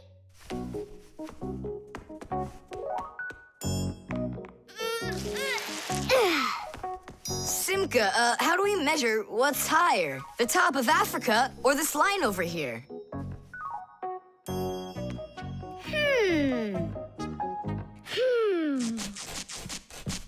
It's a tough one. We need a piece of flexible, clear tubing. Oh, I can get it for you. I know where it is. And we'll build a simple tool to find out the answer. It's called a water level. Let's do an experiment. First, we'll pour water into 2 bottles. A little bit more into one, and a little less into the other. Now we'll connect them with a tube so that the water can flow between them. You see? The water flows and flows, and then it stops. It stops when there's the same amount of water inside of both bottles. And if we do this with a simple tube, it becomes a useful tool called a water level, in which the water on both sides is always the same height.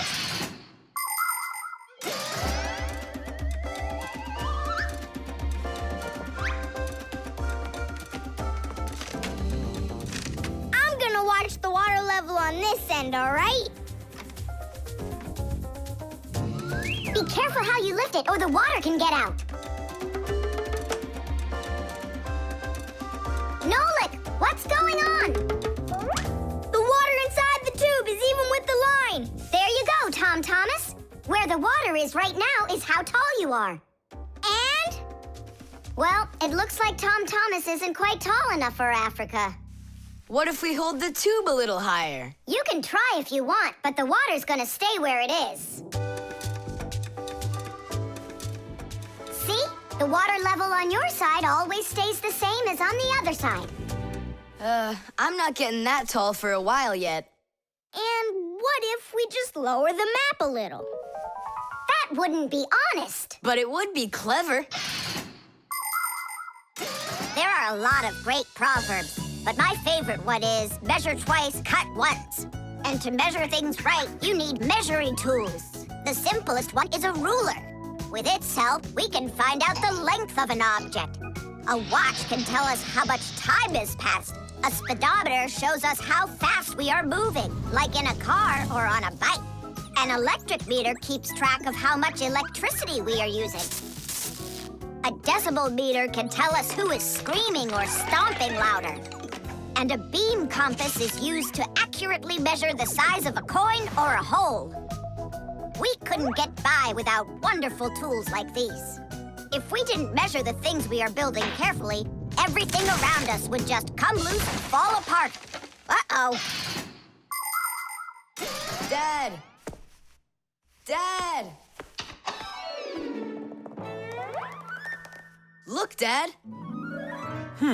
That's strange. Looks like you are a little taller. Does that mean you'll take me with you? Yeah. Are you ready? Yay! Ugh. But everyone who goes to Africa has to get vaccinated. You're okay with that, aren't you? I need vaccinations to go. Are you sure? Yeah, there's one against malaria, tsetse fly, crocodile bites. Altogether, there are 10 shots. 10 shots? Yeah, 10. Oh. Dad, you know, I was joking. After you left the room, I moved the map down. Okay, I see. And I was joking about all those shots you need. What? You mean you don't need to get shots? You gotta, just not 10. So how many? 9 of them. There's no vaccination anywhere to stop a crocodile from biting you. The key card. Whoopa! Well, Professor Eugenius, your kennel's back in action. Tiddy! Ah, why, thank you. I've been longing for a cup of tea. Yes. There's no tea left in here. Then I'll go ask Lisa if she has some. Look! Professor Eugenius! You forgot the key! The key! Don't close the door! Simka, you must be joking. That's a key. This is nothing but a plastic card. But it is a key. A special kind. It's called a key card. To open up a combination lock, you need to enter a code in the correct order. That means if you can't remember the code, you can't open the lock. But if the lock uses a key card, there isn't any code to memorize because the code is held inside the card's memory, and the lock can read the code from the card. Of course, key cards don't work with any lock. They have to be smart locks that are able to read electronic codes. When the smart lock reads the correct code, it opens right up.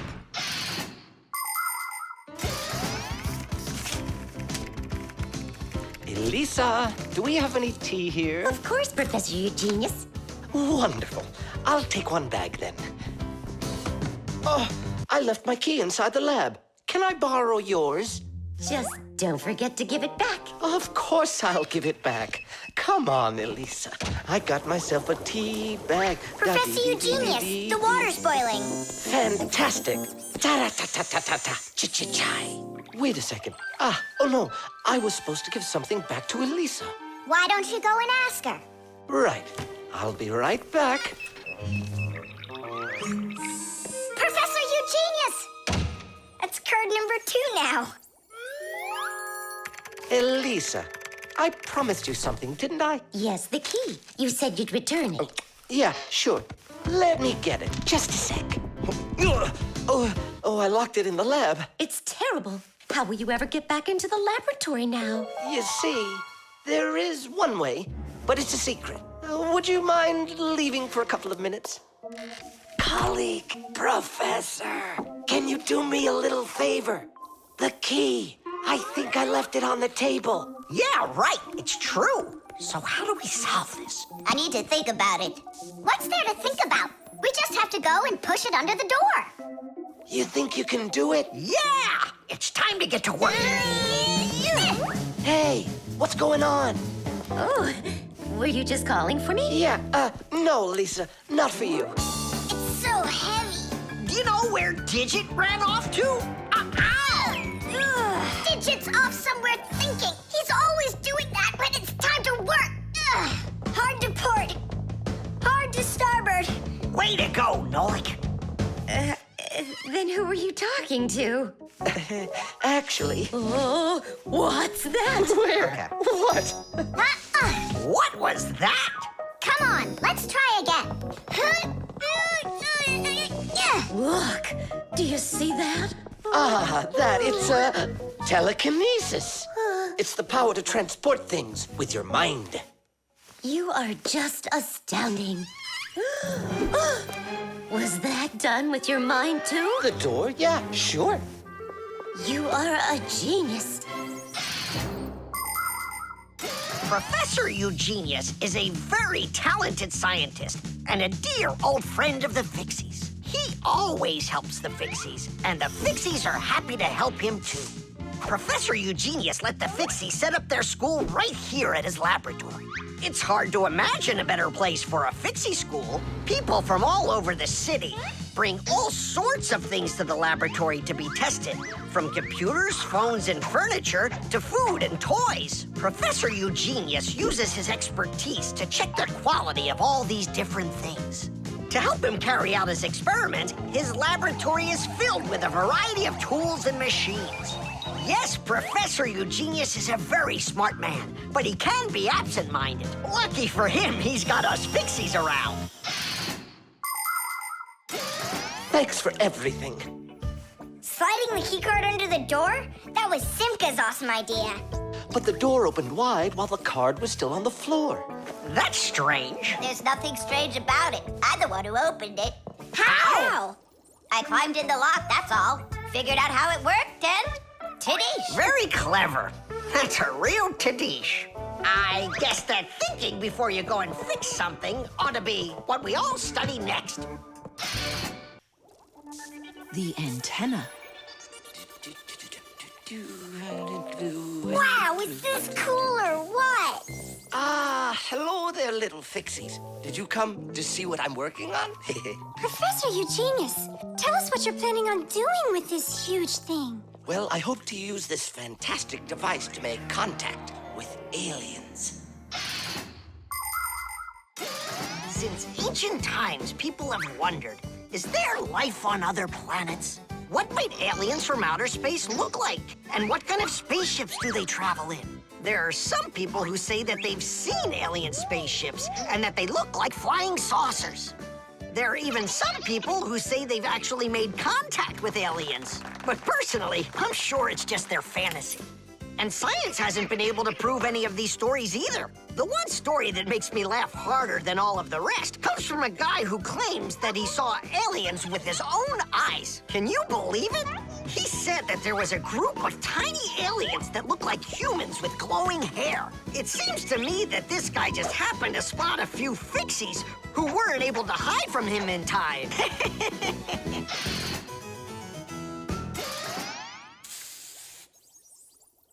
It's ready.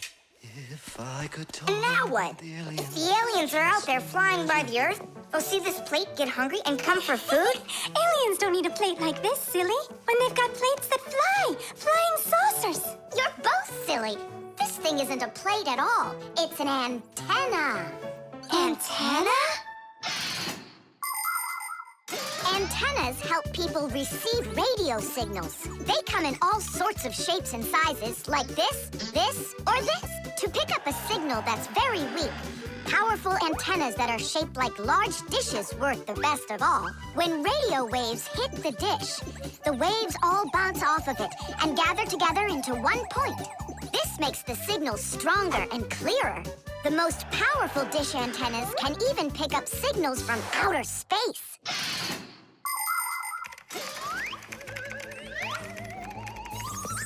Nolik, stop! You'll burn yourself. Don't treat me like a baby boy, okay? Interesting. I wonder what's inside of there. Do you know? Why don't we go and take a look?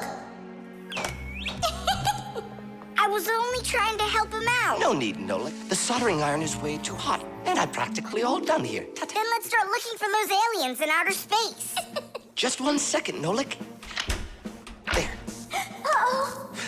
And now,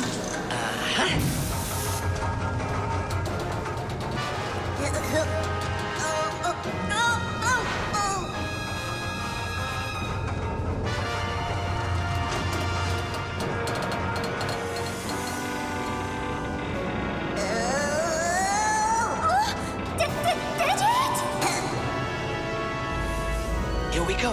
Nolik, Simka, let's see if we can pick up signals from outer space. What do you think? Is it night right now, where the aliens live? What if they're sleeping? Quit bothering the professor with your nonsense. Let us out right now. Can't you hear us? Please let us out! I'm afraid there's no way they can hear us from this far away. I can't hear any signals. It just sounds like static. Be patient, you guys, and keep listening. Digit, we all know how clever you are. Can't you think of a way out of here? I think I got it, Tula. You stay there. Yeah. I'll use a special code I know to send a signal that we're in trouble. Wait a second.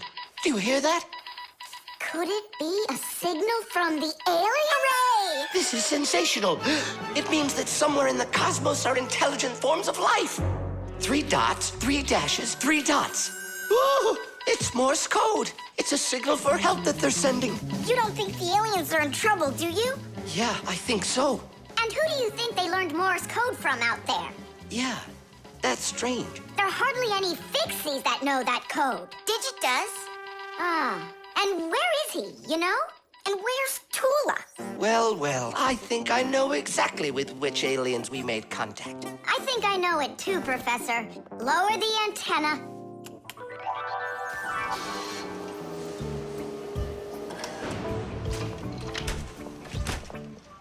Greetings to you, oh extraterrestrial visitors. Hi there.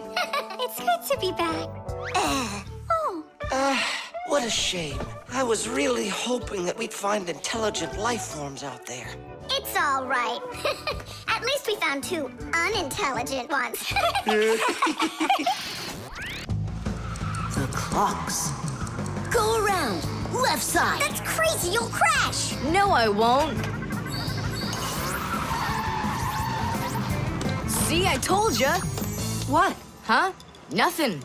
Now you talk with your computer like it's your friend. Listen, that's enough playing for today. Oh, Mom, just a little more. I'll give you half an hour while I cook dinner, and that'll be enough for today with the computer.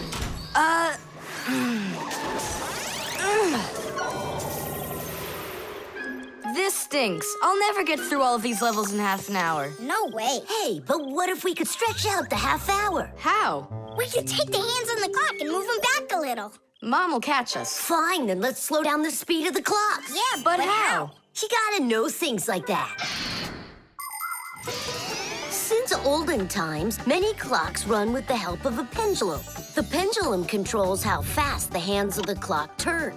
If you make it longer, the pendulum will start to swing slower, and the clock's hands will slow down. If you make the pendulum shorter, the clock will tick faster. Most clocks that are made today don't use pendulums. They run with the help of springs or with an electronic chip instead. But even so, there are ways to change the speed of these clocks, too.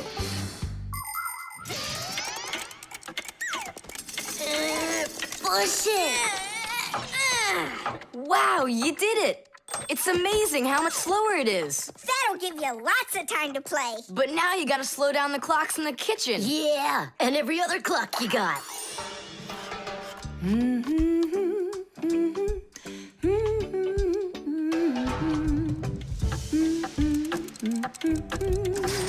I just have to turn this to make the pendulum longer. Uh-huh. And now the clock will go slower. Tadee! Fire! Now that clock over there. Let's go do it.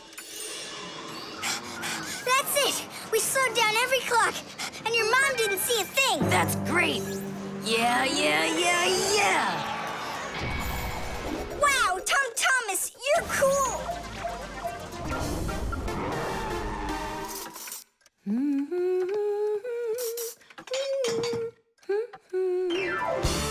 Amazing! He got another one. Awesome! You're unbelievable. Way to go. Huh. That's strange. Hooray! Incredible. Yay, I did every level. Oh, thanks. You're both just... The time masters of the universe. Yeah, but I'm getting really hungry, and Mom hasn't called me for dinner. Because a half hour hasn't passed on the clock. Hey, do you smell that? Something is burning. What happened? A fire? I don't get it. I was just waiting for 30 minutes like I always do, but everything burned this time. Maybe the clock stopped? No, take a look. They're working. Oh, I'll make you some oatmeal. Oatmeal for dinner? Mom, I need to, I'll be right back. You see what you've done? Time masters of the universe? You gotta go speed those clocks back up. Okay. We'll speed them up. They'll be caught up in no time. Humans have come up with lots of different ways to measure time. For example, if you stand a stick in the ground, you can measure the time of day by watching where its shadow falls. That's a very simple clock called a sundial. Another simple and ancient clock is a water clock. It keeps track of time by measuring how much water has poured out of it. And if the clock uses sand instead of water, it's called an hourglass. But humans weren't able to accurately keep track of the time until they invented mechanical clocks. They come in all sorts of sizes, from grandfather clocks to watches worn around the wrist. Today, we also have easy-to-read and accurate electronic watches and clocks. But the most accurate clock of them all is the atomic clock. It tells the entire world the exact time.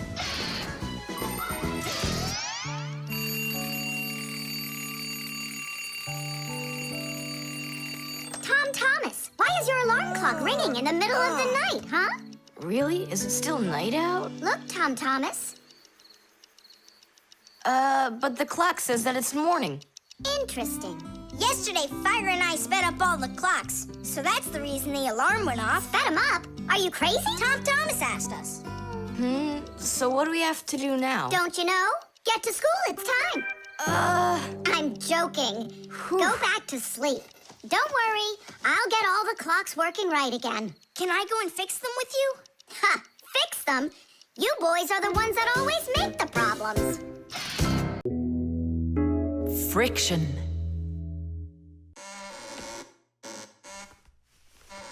Oh, Tom Thomas, that door of yours squeaks terribly.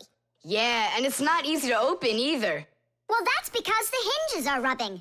That's why your door is not working right. How can I fix it? Just reduce the amount of friction. How? With some oil on the hinges. I can do it for you because I've got a pack-a-mat. All right. Simka, can I help you? Sure you can. Wear the pack-a-mat, all right? Friction is the force that tries to stop something from sliding or rubbing smoothly against something else. Rubbing can make things wear out quickly if there's a lot of friction. If you want less friction, you need to put something on the parts that rub against each other, like oil. There are special kinds of grease used to keep clocks and wheels turning smoothly. And for skis, a special kind of wax can be used to make them go even faster. That's it. Now the top hinge. It's all done. Go ahead and check how it's working.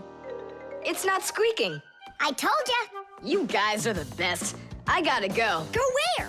I'm gonna go sledding. Maybe you'll take me with you? Sorry, Nolik. You don't have a sled to ride on. I'll see you later. Simka, should I grease the saucer? What for? It'll slide down the hill just the way it is. Ah, okay then. Wait here for me, Nolik. I'll be back real soon with a surprise for you. Yeah, oil slippery. I know what I'll do.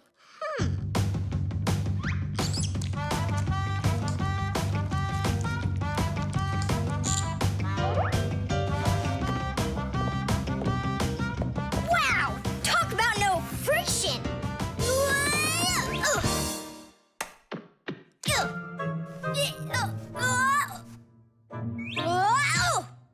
Hey, anyone? Help! Help! Simka! Nolik, are you all right? Just stay where you are. I'll be right there.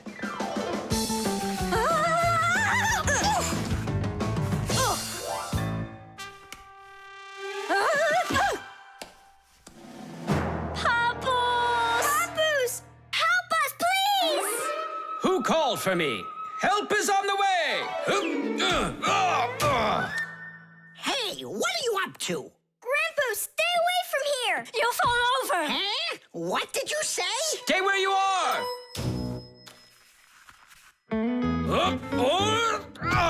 What happened here? I poured some oil on the table Why'd you do that? to reduce friction. That's brilliant. Nobody move. I know exactly what to do.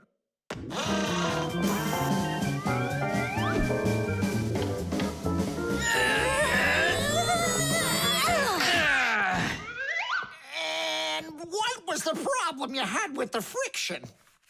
I want to see all of this oil gone in 5 minutes.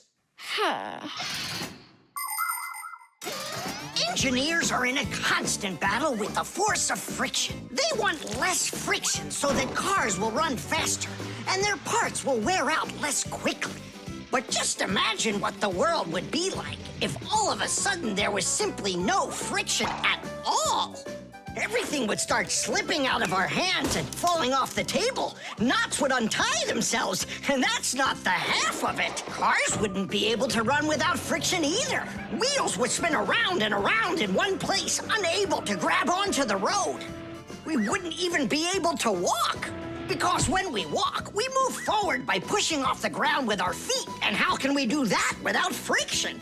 We can't. So now I think you can see why it's not so bad to have a little bit of friction in our lives. Whew. We cleaned it. But it's still so stinky. Nolik, I completely forgot. I promised you a surprise. Look, what is it? I made you your very own saucer for sledding. Oh, that's great. Only, what good is this thing without snow? Nolik, hey! Look what I've got for you. Snow? Yeah. Is it real snow? Really? Yep. Now you've got your very own hill to sled on. This is great! What an awesome surprise! And you don't need oil to make it go quickly. Yeehaw! The globe. Ready? Set? Go!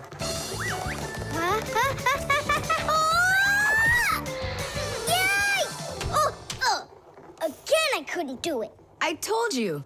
There's just no way to hold on when the globe is turning that fast. But I know I can do it.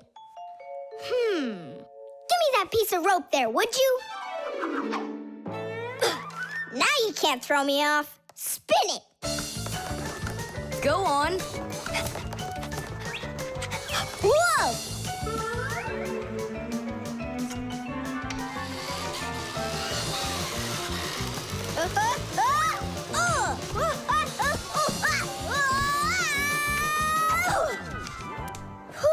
What you doing? Trying to learn a bit about the Earth's gravity? That's a globe, not the Earth. Well, a globe's a model of the Earth, isn't it? Hey, come on, Simka. The globe looks like a ball, but but the Earth is flat. We walk on it. The Earth also looks like a ball. It's just a very, very big one. It's not true. If the Earth is really round like you say, then it would throw people right off of it, like the globe does to me. No, it's just that the Earth pulls everyone towards it. Are you sure? The planet that we live on, the Earth, is a huge sphere. The Earth revolves around the sun, and the moon revolves around the Earth.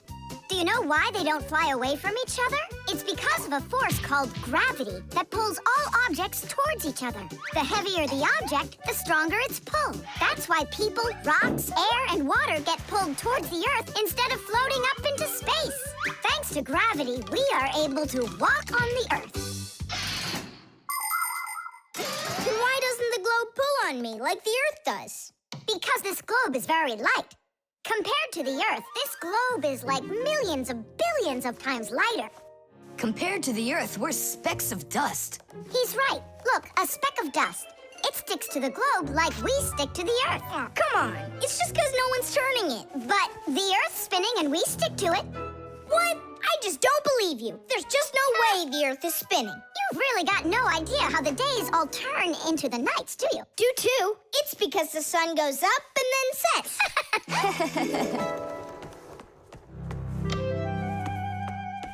Watch this. Our sun's here, and you're over there. On Earth. Is it dark, Nolik? It's dark. Then it's nighttime on your side. And here, it's day. All right. Now we'll turn the Earth. Hooray! Now it's daytime for me, and night for me over here. Ah, my side got dark again. And for me, it's a new day. All right, fine. You guys were right. I believe you. The Earth is spinning. The Earth goes round and round like a tilted spinning top. And as it spins, the sun shines its light on whichever half of the Earth is facing it. And as the Earth makes one full turn, we watch how the night becomes day and the day becomes night again. It takes 24 hours for the Earth to make one full turn. But that's not all. The Earth is also traveling in space around the sun. It takes the Earth 1 year to make a full circle. As it goes along its way, the top and bottom of the Earth take turns being closer to the sun. That's because the Earth is tilted. When the top half is closer to the sun, it's summer there, while at the very same time on the bottom half, it is winter. And when it is winter on the top half, it is summer on the bottom.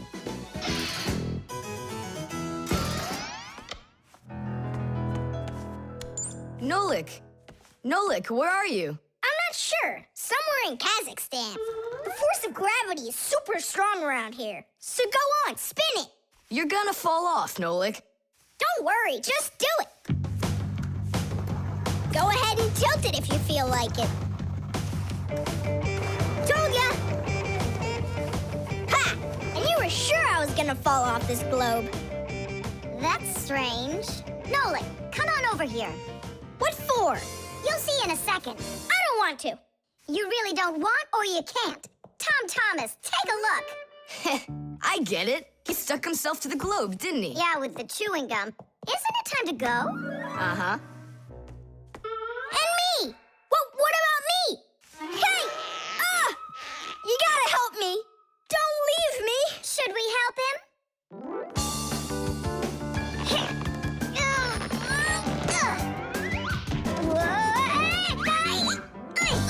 I never would have thunk it, but the pull of chewing gum is even stronger than the Earth's gravity. Batteries. Oh, my little lemon, just you wait. One day you'll be a strong and splendid tree. She's talking with a flower pot. Oh, you scared me. Do you like it? Like what? My seedling, don't you see? It will grow into a huge tree. And there, amongst the green leaves, will be beautiful yellow lemons. Class! From that thing? Lemons? Oh, yeah. It'll grow into a tree. All it needs for that is to gather energy. Get energy from where? From our sun. The sun? It'll be so slow. Oh, battery batteries would be faster than the sun. Batteries? I really don't think so. Tula, do you know how much energy they have? Let's just bury a bunch of those batteries in here, and you'll be watching your lemon plant shoot up into a tree. Are you positive? Absolutely. And where can we get the batteries? Over there. Professor Eugenius has a whole box full of them.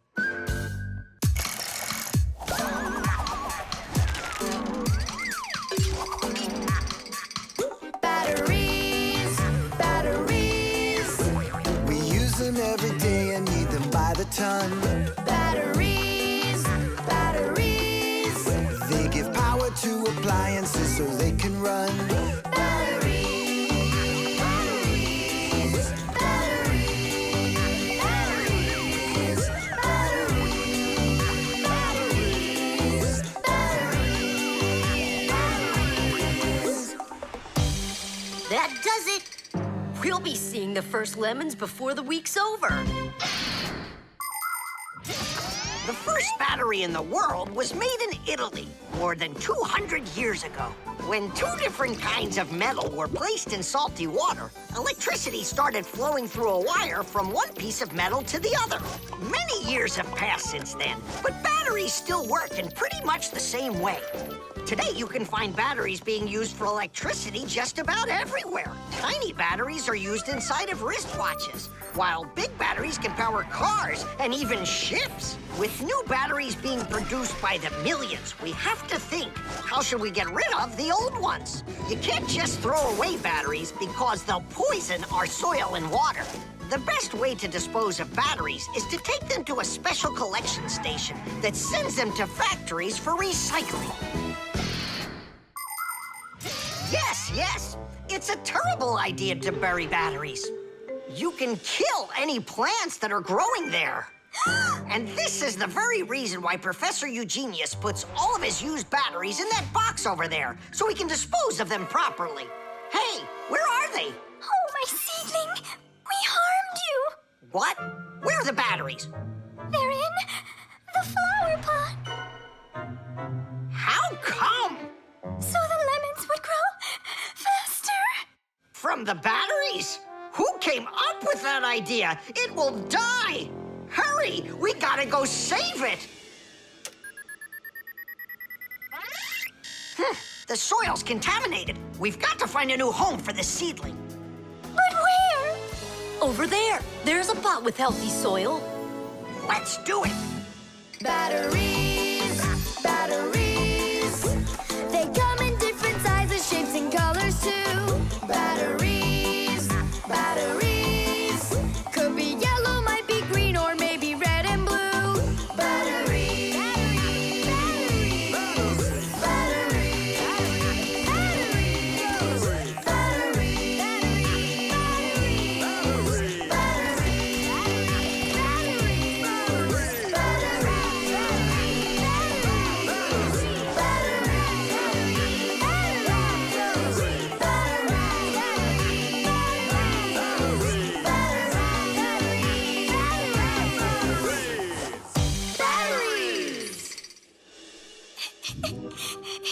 Don't cry, Tula. The seedling will be perfectly fine. It will grow big and strong with branches full of beautiful lemons and oranges. And watermelons. It's a lemon tree fire. Will you ever stop going too far, like with the batteries? Well, anyhow, batteries are cool, right? Look how many appliances can't work without them. You're right. Appliances can't work. Look, the seedling's coming back to life. It really is. Tula, tell us, isn't it splendid? Splendid. The baby monitor.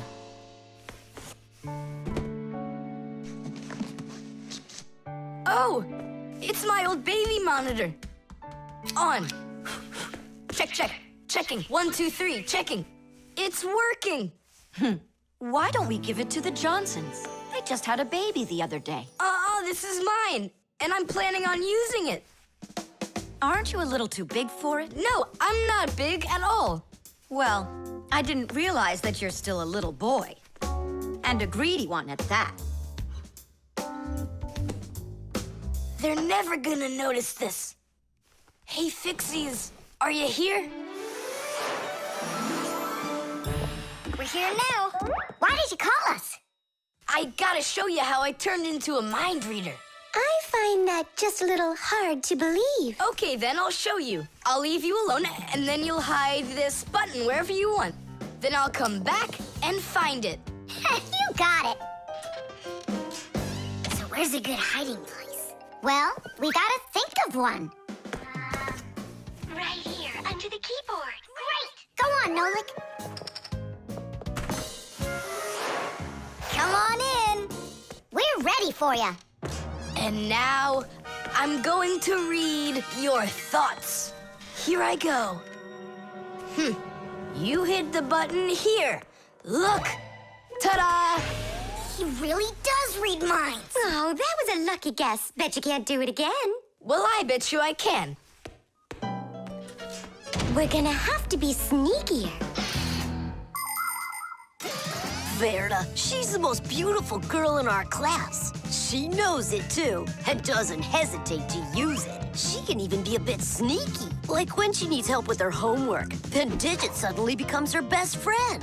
But if she doesn't want to carry her pack-a-mat, she'll say, "Fire, please help me. You're just such a strong Fixie." But all us boys like her just the same. Digit does, and Nolik does, and I guess I do, too. Although, I really like Simka more.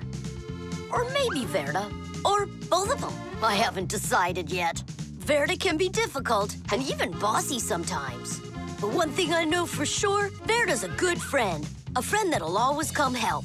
Well, that is if she's able to pry herself away from the mirror.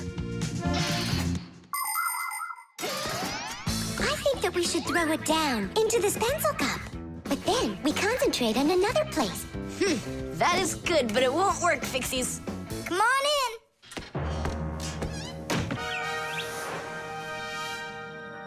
Uh-huh. Aha! It's in here. Tidish? Simka, were you thinking about the cup? No, I swear. And my mind was blank. Then who did, huh? Uh-huh. Tom Thomas, what do you say we go again? As many times as you want. I know how he's been doing all of this. It's a baby monitor. That's how we can hear what we're saying. I don't get it. A baby monitor helps parents watch over their babies. The system has 2 units that look like wireless telephones. The parents keep one of the units by their side and put the other one in the room where the baby is sleeping. If the baby suddenly wakes up and starts crying, the unit in the baby's room will pick up the sound and send it by radio waves to the parents' unit. Mom or Dad will hear the crying and go and comfort their child. And so he's listening to us now. This time I know what we should do. We'll hide it under the globe. Ooh. Go on. Uh-huh. Aha! Huh? Where is it? If you read our minds, you'd find your button under the baby monitor. You tricked me. That's really not nice. And spying on us is nice, you think? I'm sorry, I just thought it'd be fun. Well, anyhow, Tom Thomas, you're too old for this thing. Unless, of course, you still need it. I'm not a baby. I was just, checking it. I'll go and give it to Mom. Mom, I'm not greedy. About what? Let's give this monitor to the Johnsons, and this car is for their baby boy. I don't think that baby's big enough yet for your car. So what? Soon he's gonna get bigger and become a big boy, right? Like me. The barcode. And so, what do we do if we happen to see humans? Hide from them, right? And what if you've got nowhere to hide? Then we turn ourselves into screws. That's correct. Where could it be? Where on earth could I have put it? Oh, I'm such a scatterbrain. Ah, it's Professor Eugenius. There's no need to hide from him. He's our friend. Where has it gone? Did you lose something again, Professor? Yeah, how did you guess? It's just awful. Yesterday I started testing a new iron, and today, it's totally disappeared into thin air. Where could you have put that thing? I've got it down to 2 places. It could be in the warehouse or not in the warehouse. Yeah, that information will help us find it. Or not help us find it. Class, follow me to the warehouse.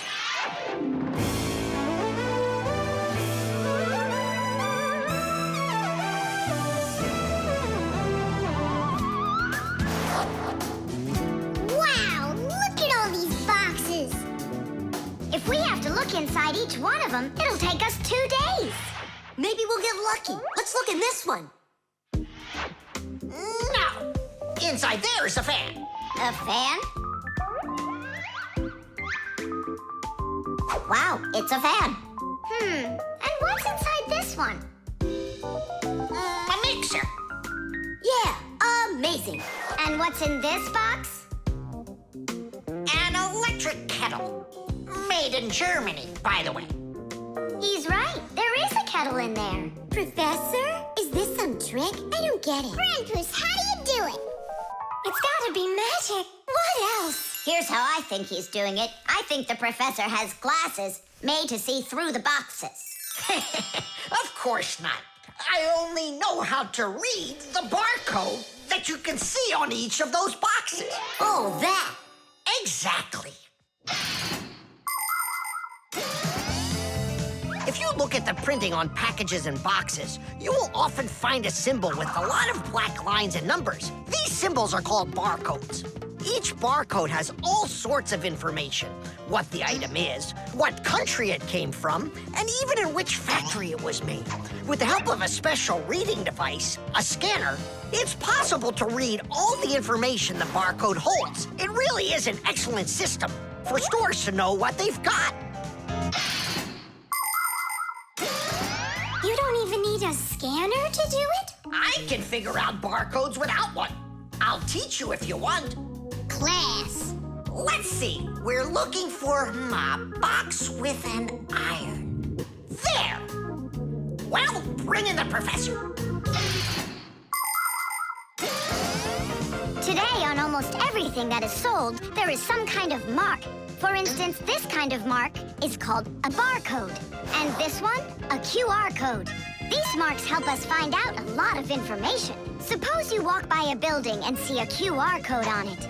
Just point the camera on your mobile phone at it, and information about who built it and when it was built will appear on the screen. Isn't that great? It's a shame not every phone can do this yet. And that's not all. There are also marks that work without pictures. There are electronic chips that can hold information. These chips can be put inside of ID cards or travel passes, and all you need to do is press the card near a reader so it can check if you're allowed to go on through. You just made my day. You found it so quickly. What would I do without you? Huh? Is something wrong? This is not an iron. Whose sandwich is that? Mine. Yesterday I wanted to put it into the fridge, only I guess I put it into my... I just get distracted so easily. Look, we need to think this through logically. If you went and placed your sandwich into the box where the iron should have gone, then you must have put your iron in the refrigerator. Oh, here you are. Here you are, my new iron. Oh, I looked everywhere for you. Thank you, my friends, once again. There's no need to thank us at all. You're always there when we need help. You've even let us open our own school here in your laboratory. And we don't have to hide ourselves. Yeah, that's because you're so kind and you love Fixies. The armor. 23, 24, 25. Ready or not, here we come. I heard him. He ran into the hallway. You check the kitchen, Nolik, and I'll check the living room.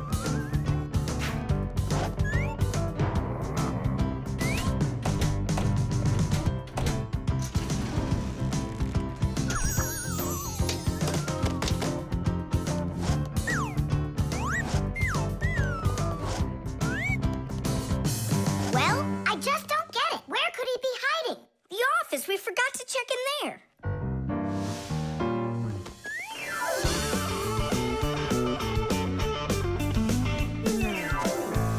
There's nowhere in here for him to hide. Inside the shark.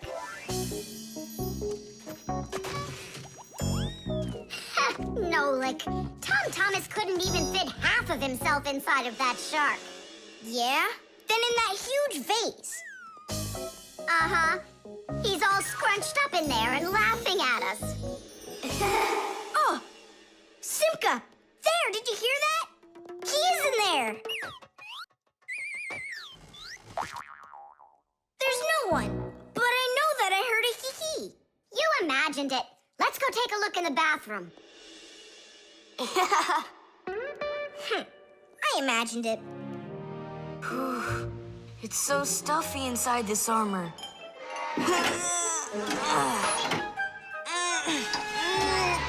The arms got stuck.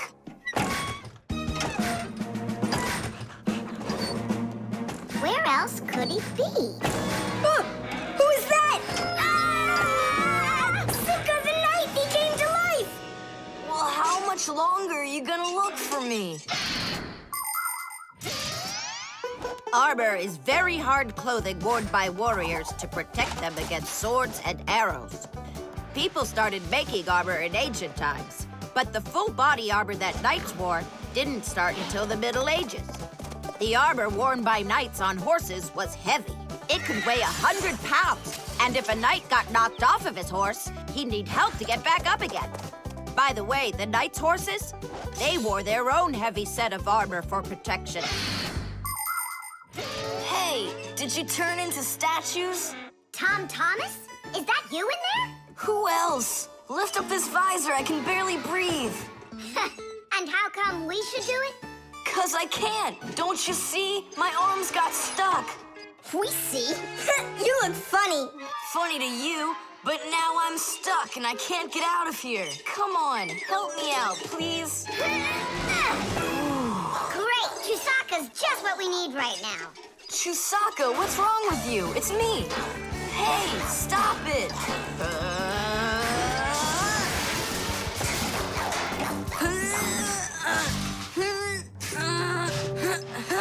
Help, I can't get up. Come on, let's undo the latches, Nolik, quickly.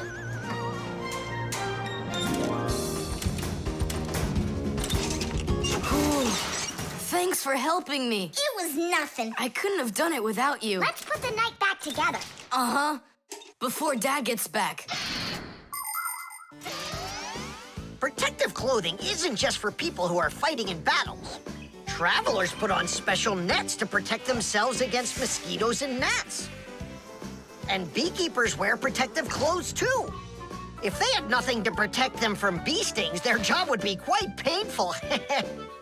Without their protective clothing, it would be impossible for firefighters to go into burning buildings and save people. And how could astronauts go into outer space without special clothing? It's freezing up there and there's no air to breathe at all. And that's why they wear a special costume called a spacesuit when they travel. The spacesuit not only protects astronauts from the cold, but supplies them with air so they can breathe. By the way, the Fixies also wear protective clothing so they can stay safe while they work. Well, there. Did we get it right? It looks like we got it right. Only, where's the helmet? Nolik went to get it. Tom Thomas! Helmet delivery! Thanks there, Chusaka. Whoa there, Warhorse. Calm yourself down. There we go. It's all back in place again. Too bad that your knight looks like a ballerina twirling around. You see, his arm. I can't move it. It's stuck. Here's what we'll do. Give him something to hold.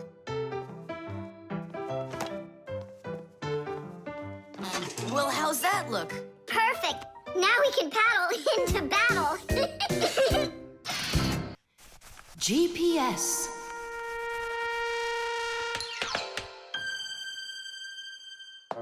And 3, 4. Stop! Who goes next? I'm next. 5. 1, 2, 3. 3. And Wait, I gotta choose a route. Should I go here or there? choose already. Nolik, what are you doing over there? Nothing at all. Just waiting at my place. Good, and don't get off it. Wellfire? What was that? The alarm on my Fixie tab. Oh, our lesson's about to start. Hurry! What about the game? Later!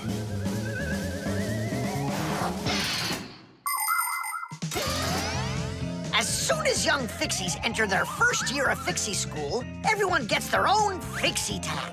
It's a little computer that can do anything at all. Well, almost anything at all. Studying with a Fixie tab is fantastic. You can read it just like a book and write in it just like writing in a notebook. You can use a Fixie tab to listen to music, watch movies, find your way around, and talk, text, and send letters to your friends.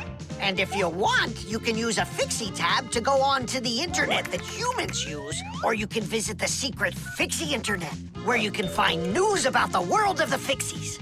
And Fixie tabs have games on them, too. Of course, these games can be a lot of fun, but you shouldn't play games until your homework is all done.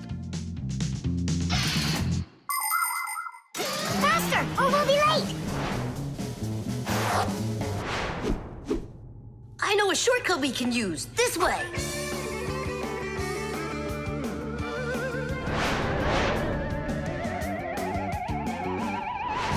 Now which way do we go? I need to remember the route. I think it's this way, or it could be that way. Well, which is it, this or that? I have no clue. Uh-huh. So what's our plan? We'll go back and start again. We flew in from there, right? No, I think it was there. That's not how we flew in. It was there. I think we're lost in here. Uh-oh. Nolik, stop the panicking. I only went uh-oh. I'm not panicking yet. It's your fault, Fire. I know a shortcut. Go this way. How are we gonna get out of here? How do I know? All I know is that we're late for our lesson. Thanks to someone. It wasn't on purpose, I swear. Now Grandpa's will punish us. What's going on? Well, I think I found a way to get out. Which way? Right here. I forgot that inside of my Fixie tab is a GPS navigator. Class. What's a navigator? A GPS navigator is an interactive electronic map that can help you find your way around. The navigator can figure out where you are by using signals that are sent to it from satellites. All you have to do is type the address of the place you want to go into it, and the GPS can figure out a route to get you there. And then it helps you as you go by telling you where and when you need to turn, so you can easily get to your destination. Let's see. Right now, we're here. And where do we need to go? You know where, to school. But where is that? Are you joking? In the laboratory of Professor Eugenius. Can you be quiet? Where do you want to go? The laboratory of Professor Eugenius. Please wait while I chart out the route. Ha! It did it! The navigator says to go there. Hey, what are you doing over there? Come on!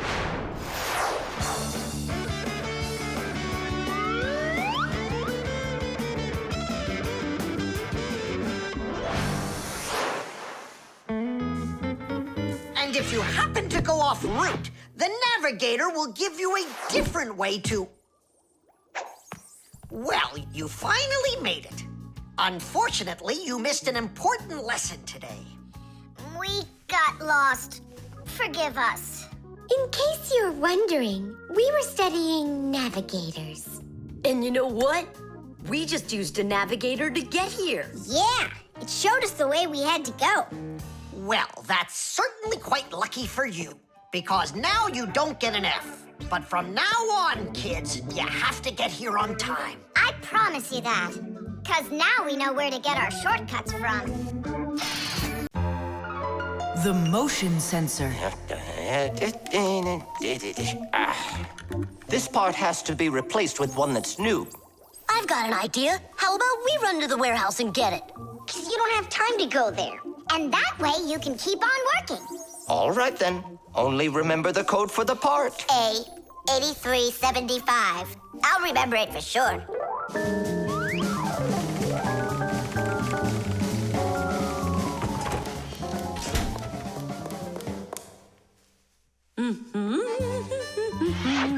Why is Elisa always there at the wrong time? Do we have to wait till she goes away? What for? We'll sneak out behind her. Did you find the part? It's here. Are we ready? Yeah, we're ready. Let's do it.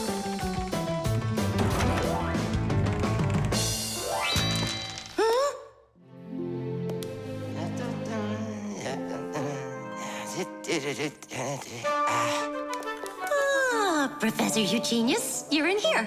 Do you know why this door just opened? And closed by itself? Of course I know, Elisa. It's because I converted it into an automatic one. You see, I installed a motion sensor above it. A motion sensor is like an electronic eye that watches everything that moves in front of it. Did you ever wonder how doors open by themselves at places like stores or at the airport? They open with the help of motion sensors.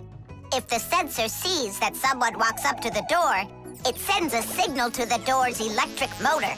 The electric motor opens the door and then automatically closes it after the person walks through it.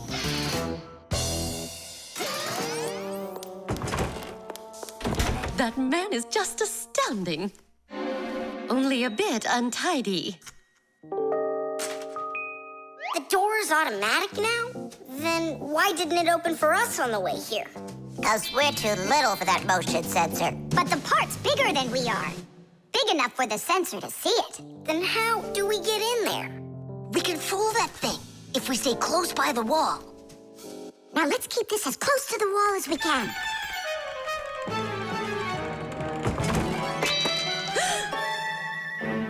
This door is a little too automatic. And these parts are here again. Didn't I put them away?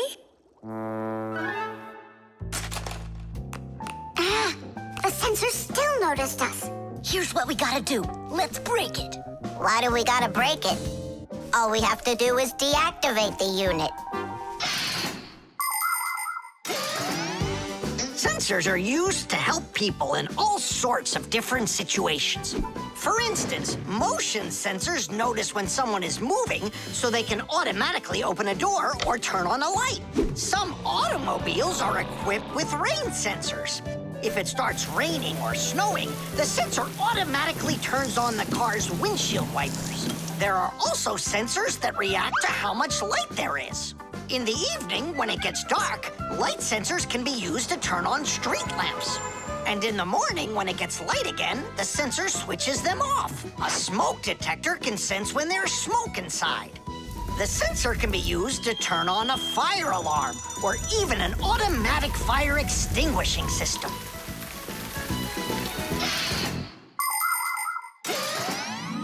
I turned it off. That should do the trick. Great job. Let's go.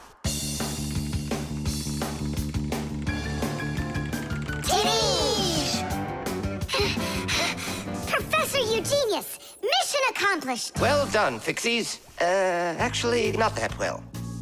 This part here is A7583. Uh-huh. And I asked for A8375. Digit, didn't you say you knew the code number? I did know it, but somehow forgot it. Digit, I can't believe that you forgot it. All right, we'll just have to go out one more time. Thanks, but no thanks. I'll get it this time. I forgot to warn the professor that we've turned off the sensor. And I'm afraid he's expecting that the door will automatically open up. Professor, stop!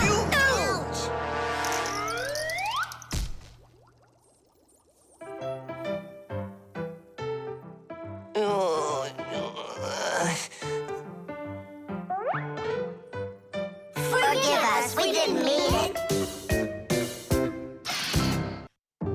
Modeling clay.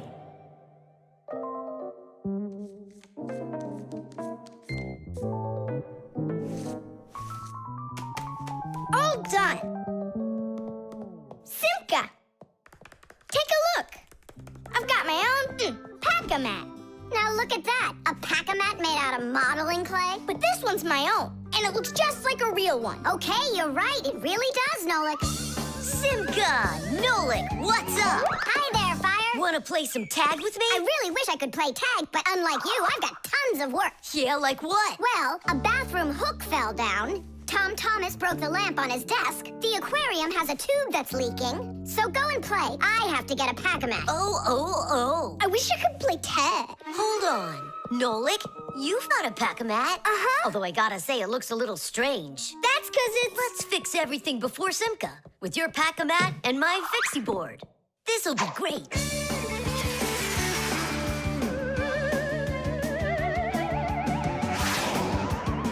So where is that hook that fell down? All right. Nolik, get out some sticky stuff. From where? Obviously, from out of your pack-a-mat. But it isn't real. I made it out of modeling clay today. Out of clay? Well, it totally looks real. Long ago, back in the Stone Age, people learned how to use clay to make their dishes and sculptures. But the modeling clay that we use nowadays was only invented about 100 years ago. Actually, modeling clay is just plain old clay with some ingredients added so it won't dry out. And dyes are mixed in to make all the different colors. There is just no end to all of the fun things you can make out of modeling clay. I got an idea. Go on, turn around. What are you doing? Grabbing glue out of your pack-a-mat. All right, get up here. Will it stick? Yeah, of course it will. Let's go and fix the lamp.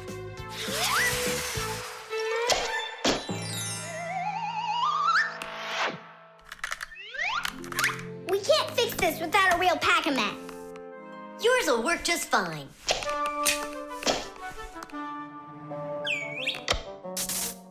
Tadish! So, what else did Simka have to fix? The aquarium. Hop on.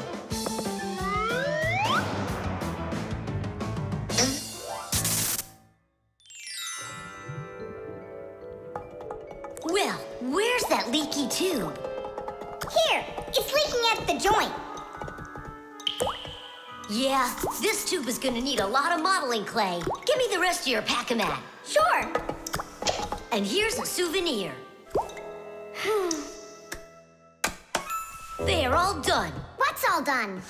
We already fixed everything. And what did you fix it with? Modeling clay. Ha! Modeling clay isn't gonna hold anything. Well, I say it will. Wanna bet? All right. It's exploding! What in the world is happening here? Flooding water! You just do as I tell you, without panicking. Did you know it's possible to make modeling clay in your own home? Just write down this recipe. You'll need a cup of flour, a half a cup of salt, and a half a cup of water. Now, mix the salt with the flour and add the water little by little. Mix it together really well. What are you saying? That it looks just like dough? Well, that's exactly what it is. It's just not for eating. It's way too salty. But you certainly can sculpt things out of it. If you want your modeling clay to be colorful, you can add food coloring or watercolors to it. That's it. Your modeling clay is ready to be sculpted. When you're finished, don't forget to let your figures dry in the sun. That way they'll get nice and hard and last you a very long time.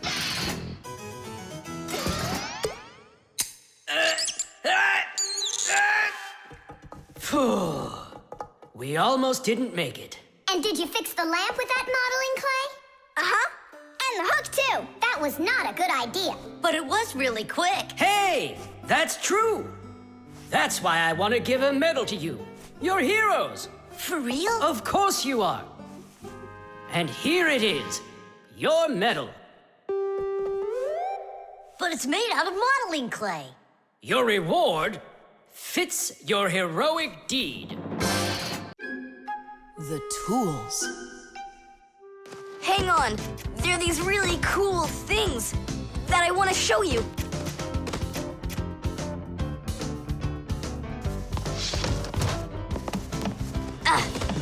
Whoa! Whoa, look how many things you got all at once. Your dad's gonna be so angry when he sees what you did with all of his tools. I'm gonna put them all right back where they were. And where were they? Open the box and you'll see. It's neat. There's a special place in there for each one of the tools. Try hammering in a nail or drilling a hole with your bare hands. There's no way. But with the help of the proper tools, it's a piece of cake. But of course, that's only if you know how to use them. Tools need proper care. If the head of a hammer is loose or a drill is dull, then you shouldn't work with them. It's dangerous. And when you're done working, put the tools back in their places, or you'll be tearing your house apart trying to find them the next time you need them. Huh. The pincers go here, and the wrench goes over there. This drill bit's too long for this spot. Let's see if it fits in this one. Huh. Any idea what this tool is for? For splitting wood or carving stone. That chisel's what you want to own. Wow, Simka, you're a real poet. Now try to answer this little poem. When you have a thing to measure, this round tool is quite a treasure. This tool, right? I know what it's called. It's a measuring tape. Let me measure you, Nolik. Wow, you've grown. You've almost reached 1 centimeter. Class! I also have a rhyming riddle for you. What bangs a nail into the wall to make sure pictures never fall? A hammer! I was first, and the hammer goes right here. And now I have one for you to guess. If you need to screw in screws, here's the tool that you should use. A screwdriver! I was first, again. You got it right. All right, Tom Thomas, we better hurry. We still have a lot of tools here to get sorted out. Humans, just like Fixies, use hundreds of different tools to do their work. Picking the right one depends on the task at hand. For instance, if you need to hammer in a nail, use a hammer. But you don't use a hammer for a screw. For that, there's a special tool called a screwdriver. A wrench is the tool for tightening nuts and bolts. A vise is used to hold a part in place, and a drill to drill a hole. If you need to cut a piece of wood, you should choose a saw. You could use a handsaw, for example, or a hacksaw. Different kinds of pliers can be used for snipping, gripping, or bending. If you need to smooth something down, you use a file. If you learn how to work with tools properly, you can build just about anything. Looks like we did it, just in time. Oh, and how about this? Do you know what kind of tool that is? I don't know. There's no place for it in here. Just throw it out. Come on. And what if my parents use it? Looks like we did something wrong here. My dad came home. Tom Thomas! I'm in here. Hi there. Reading. Way to go, son. Huh? Oh! I don't get it. Where is it? What? I put a piece of metal under the table leg so it wouldn't shake, but it disappeared. So that's where the tools place is. Did you take it? What? I didn't. It must be somewhere under the table. And you look under the sofa. All right.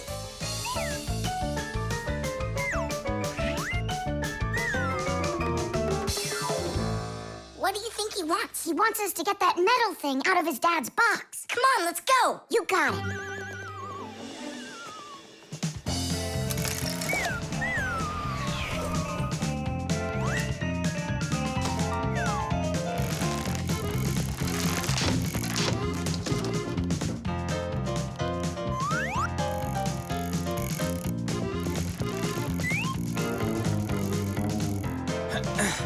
Any luck? Uh-uh.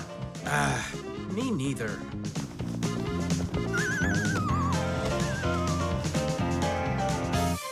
found it, Dad.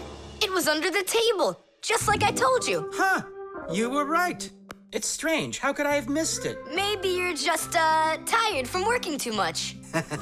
Maybe. Tadish. What? It's a new word, Tadish. Tadish? I do like the sound of it. The suction cup.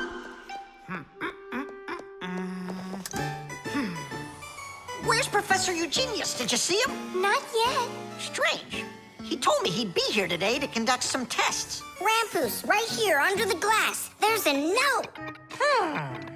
Dear friends. That means the note's for us. That's because Professor Eugenius can always count on us. I'm off for a conference today. So what should we do? While I'm away, please keep an eye on each of my tests. There's the wristwatch. And where is it? It's right there.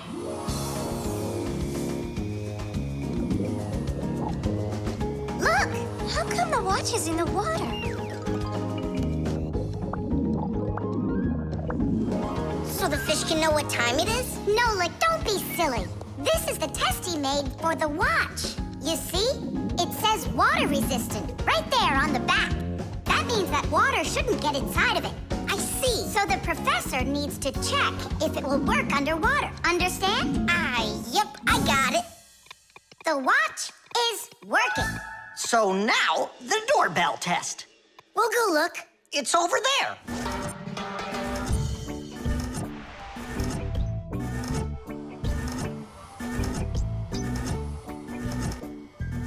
What's that thing doing? It tests the button to see how fast it wears out. To check the quality of appliances, toys, sporting goods, or just about anything, they need to undergo serious testing. Take, for instance, telephones. They need to be tested with both heat and cold because they have to work in places as hot as Africa and as cold as the Arctic. Computers are tested to make sure they can be shaken and rocked, too. That way you can be sure they'll work on a desk at home, or outside in the park, or while you're taking a ride. Different kinds of products need different kinds of durability tests. For example, athletic shoes and car tires are rubbed and squeezed over and over to see how long they are going to last. Yes, testing's very important. Without testing, a machine or appliance could let you down at the very worst moment.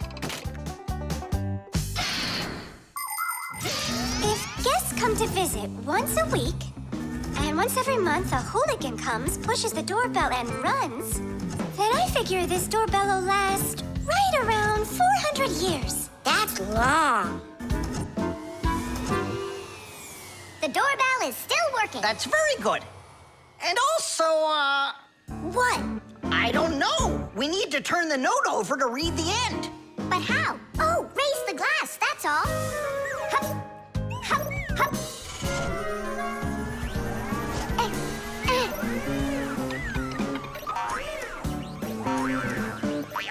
I can't get a hold of it.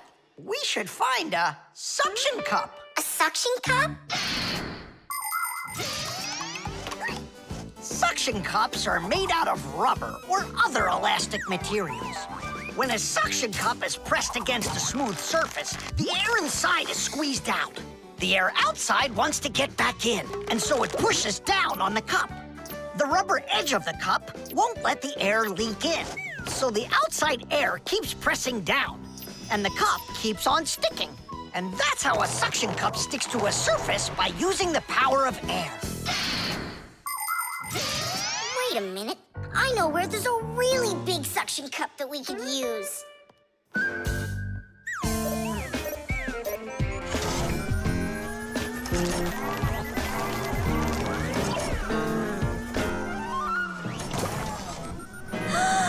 That's a huge suction cup, Nolik. Titties, titties, titties. Well done, Nolik. Only we need to hurry before air gets under this suction cup and it unsticks. My suction cup will never unstick. Well, let's see what it says here. Simka, you'd better hurry. And make sure nothing gets broken here in the laboratory while I'm away. Huh, and what could get broken around here? Ah, the glass, look out! Ah!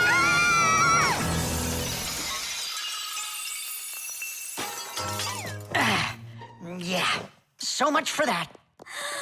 And who's going to clean up all this broken glass? You don't know? Nolik. He told us to use that suction cup. Simka. She was reading way too slow. Listen, there's no need to fight. I came up with the idea of the suction cup.